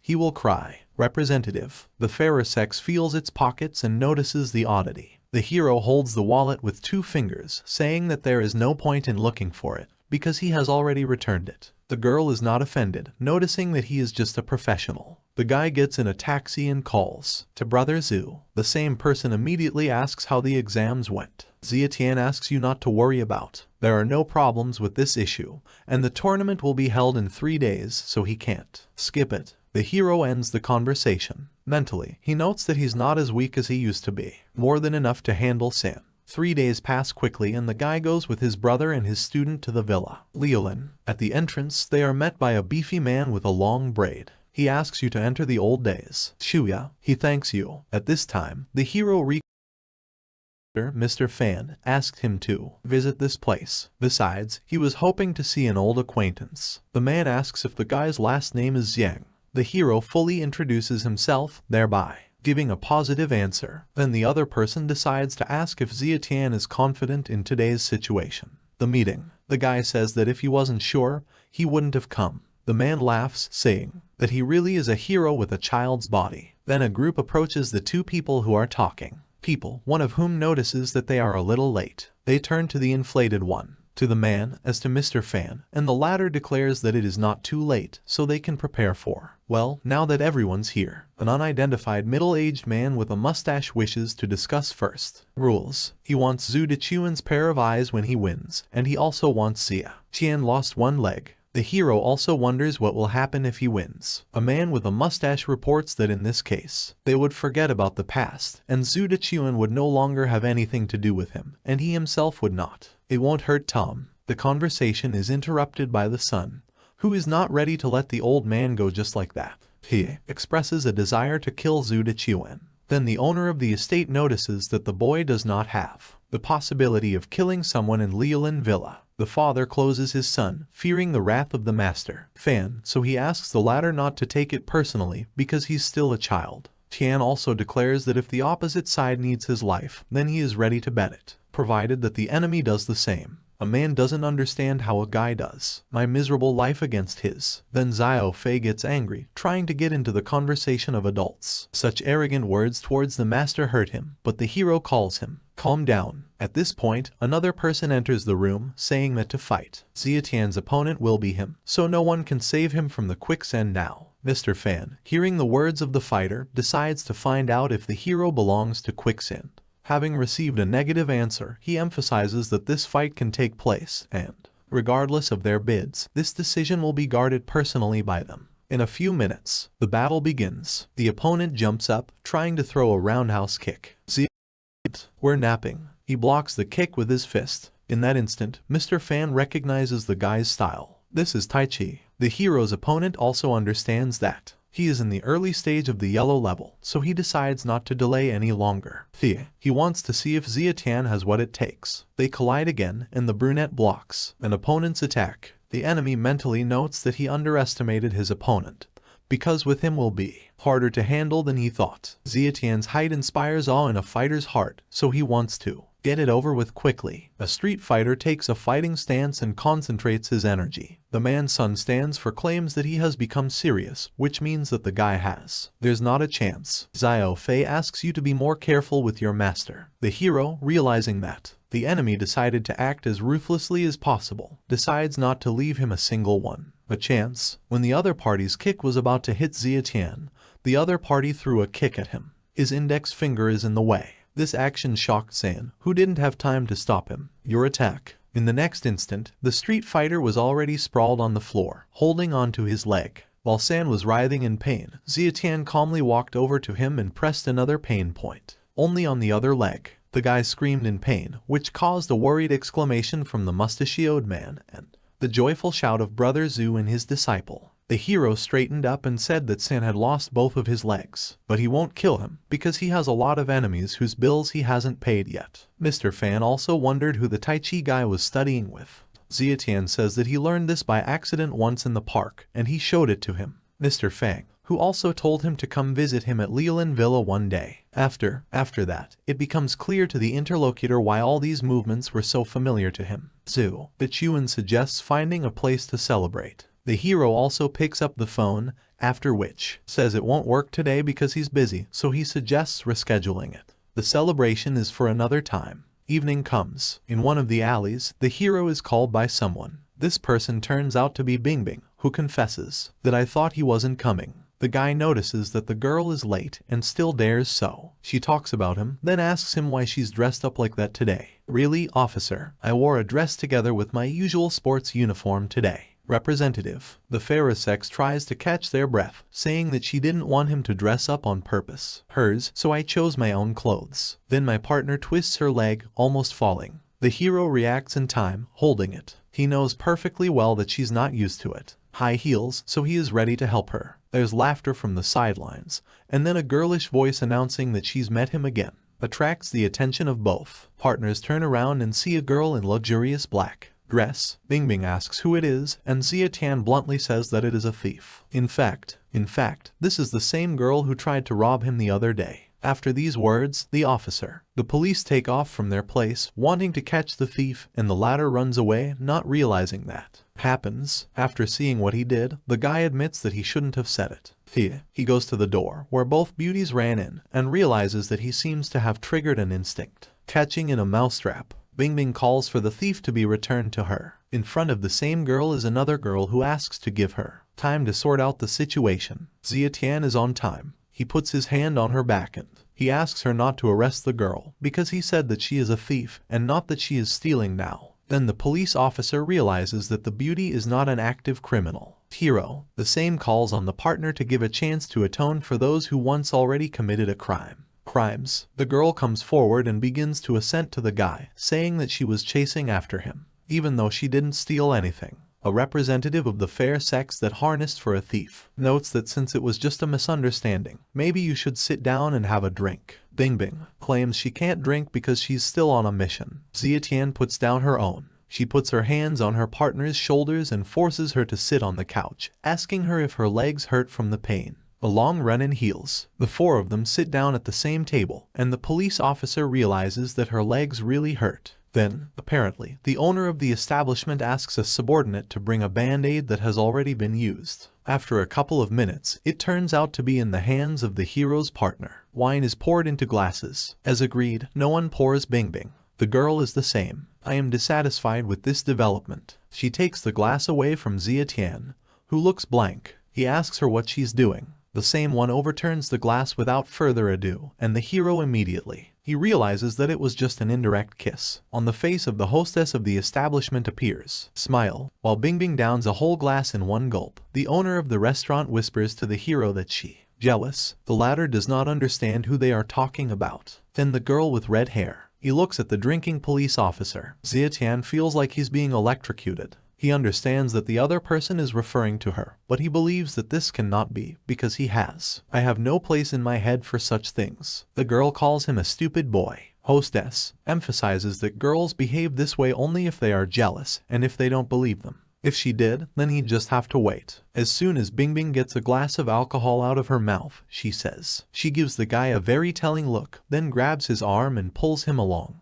declaring that it's time for them to go because they still have work to do. Xia Tian also asks her partner to keep her cool in his hands, and he is amazed that she got drunk from one glass of alcohol. At this time, the hostess asks not to steal anything from her bar, and the thief sadly holds out what she needs. Too bad he already has a girlfriend. Bingbing, along with the guy, rents a karaoke room and starts singing I love you for the rest of my life. For the first time in my life, I allowed. Let yourself drop all inhibitions. Let me dream of you and myself. Xia Tian notices that this is the real loss for her is not debuting as an idol. The girl also reminds that her singing is just a cover. She also told him to keep an eye on the target, so she clarifies whether he did it. The guy tells her he's watching, so she doesn't have to be so loud, or they'll have to talk to her. They'll hear you. Bingbing claims to have rented a room with a better view, so her partner should be there. Get serious. The hero calls her to turn off the microphone. In fact, their goal is already here, but there is one caveat. The brunette is not averse to interrupting a couple in love, but it will not be good to defame the eyes of this lady. The police station.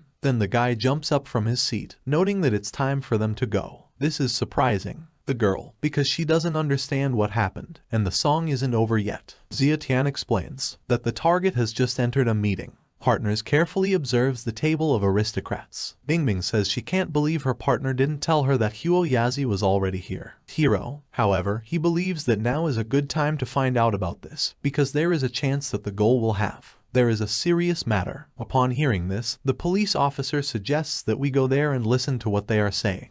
Guy, but he stops the beauty, saying that there is no need for this, because he can get out of here. understand what they're talking about. Bingbing wonders if his partner can read lips. The hero is not. He answers the question by saying that the other guy is a foreigner, and in 3 days to Zhonghai City, a relic will arrive. However, they haven't said what it is, but they are clearly going to do something with it.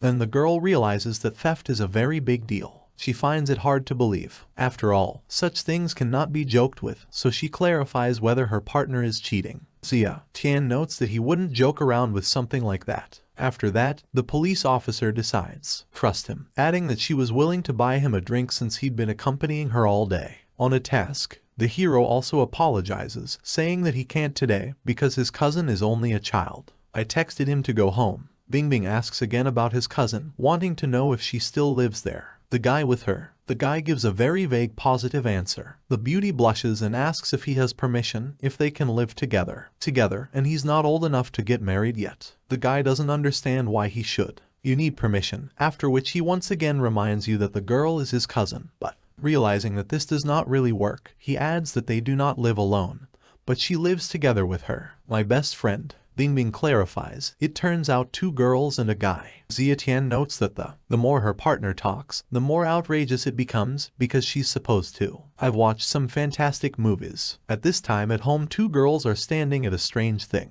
only in some towels. Kingsu nervously asks if they are actually going to do this. A friend notices that they promise to celebrate, so it will be a surprise for everyone.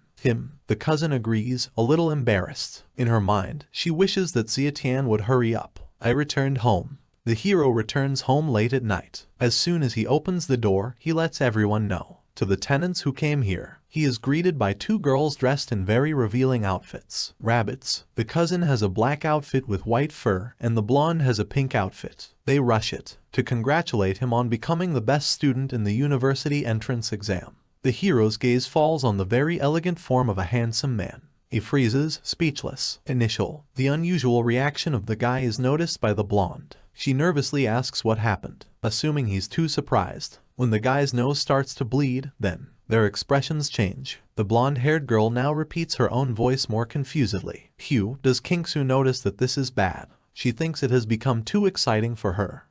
Zia Tian also wants to lose her sight at this moment, trying not to open her eyes, which are still closed. They fall on the appetizing forms of the fair sex. When beauty's fit, while trying to wipe away the blood coming from his nose, the hero stops them by trying to move away and create a distance between them. The next morning, the hero moves through the corridors of the office, mentally noting that the girls almost killed him last night, celebrating his record-breaking exam scores, even though he had to. It's hard to deny the fact that it was a good celebration. After that, the guy is negative. He shakes his head, trying to clear his head as he heads over to Nurse Ru. Zia Tian opens the door and enters the study, wishing good morning to Sister Ru. The latter notices that he had come at a very good time, because she wanted to ask him for a favor. The girl passes to the guy a bouquet of gorgeous flowers, and the hero immediately asks who sent them. Inside the bouquet there are 2 notes. One says that Hua loves her, and the other says that Ruru is a light in the dark night. He considers this a very banal gesture of showing attention. The girl orders the guy to take the flowers and go to the urn. When a guy does this, he asks what he should do next. The beauty asks him to open the basket and throw them away. Zia Tian obeys Sister Ru's orders. Seeing the very irritated state of the interlocutor, the hero is in a hurry to find out what happened. Ta says that when Jiahua is one of the 4 young masters of Zhonghai, he constantly stalks her and annoys her. Zia Tian notices that I constantly heard about the 4 young masters of Zhonghai. Sister Ru broadcasts that there is a Jiang, Qianshu, Hu Franai, Jiahua, and Wang Nianlin are, to put it bluntly, the 4 rich and powerful, a playboy in their families, and Wen Jiahua is the 2nd son in the powerful Wen family. The hero knows Wang Nianlin. This is the same blonde man who is chasing his cousin. Interviewee tells him that he'd better not provoke this guy, because Mr. Wang is known as the #1 genius doctor in Zhonghai City, and his network covers the entire Zhonghai City, and no one dares to provoke him. The hero nervously reports that he has already done it. Sis Ru exhales languidly, telling her to forget about what she just said. At this point in the door there is a knock on the door, and then a guy's voice asks if Ruru is here, his light in the dark room. Nights. The girl begins to shake from what is happening. Zia Tian asks what he should do and if she wants to let him in. The girl in response asks, what should she do if she doesn't want him to come in?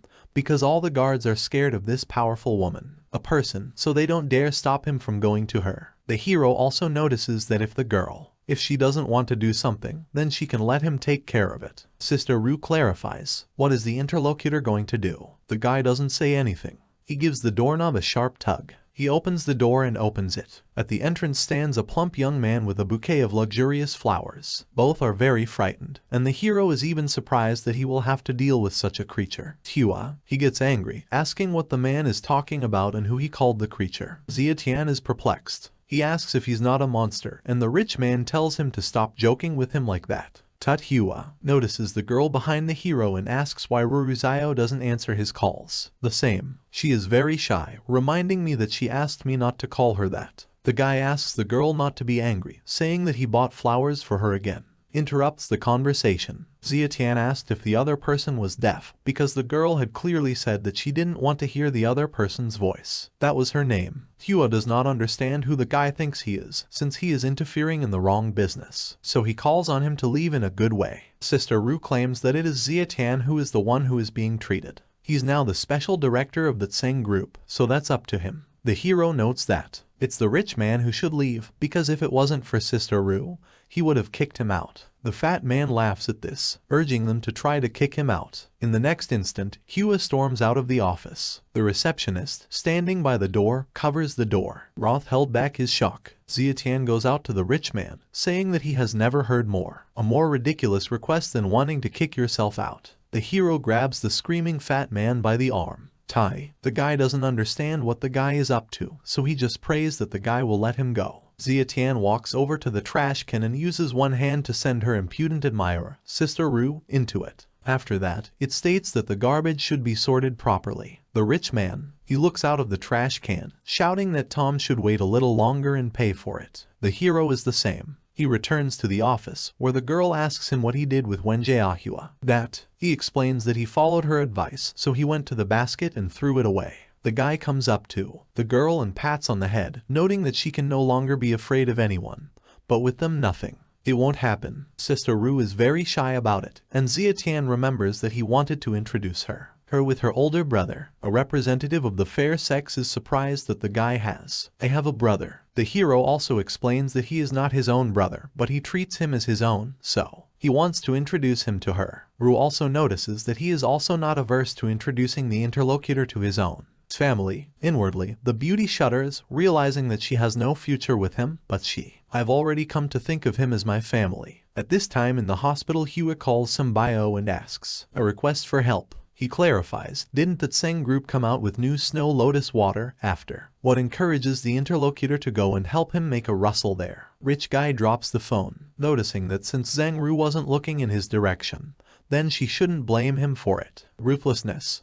The girl suggests going to another place, wanting to see the clothes there. The hero is the same, calls her to stop, because he can't carry so many clothes. Sang-Ru also notices that before she went to his brother's house, she should dress him up properly, because she didn't want to see him again. It looked too shabby. After that, she notes that they have reached a retail outlet, their new lotus water, so she suggests we go and see how things are going.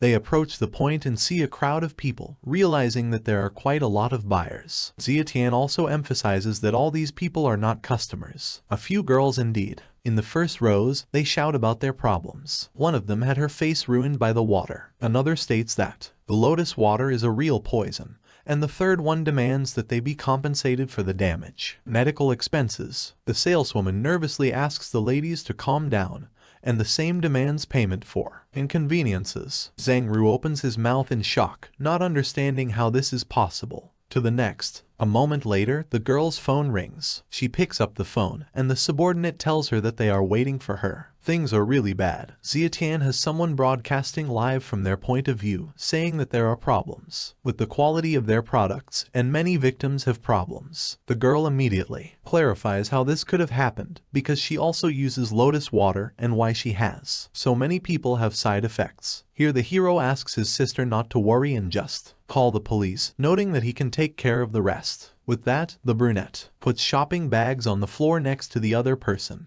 Genru doesn't understand why to call the police, because if it's a quality problem, then it will be spread. The hero once again asks her not to worry, confidently stating that he knows about it. What's going on? He approaches the enraged ladies, asking them not to make a scene here, but rather, just say what's going on. Evil representatives of the fair sex ask who he is, such and how sideways it bothers him. Zietian says that lotus water is their product, and he helps. Then one of the girls asks to look at her face, saying that it happened after she used his products. She asks how he's going to fix it. The brunette also snatches the phone out of the other woman's hands, starting to climb in her personal photos, while she's trying to figure out what he's doing. She takes him for a thief, complimenting this with what to take. It is illegal to view someone's phone number and view their photo album. Zietian opens one of the doors from her photos, saying lotus water is a new product, but from her photo album, he sees that she's had acne for 6 months now.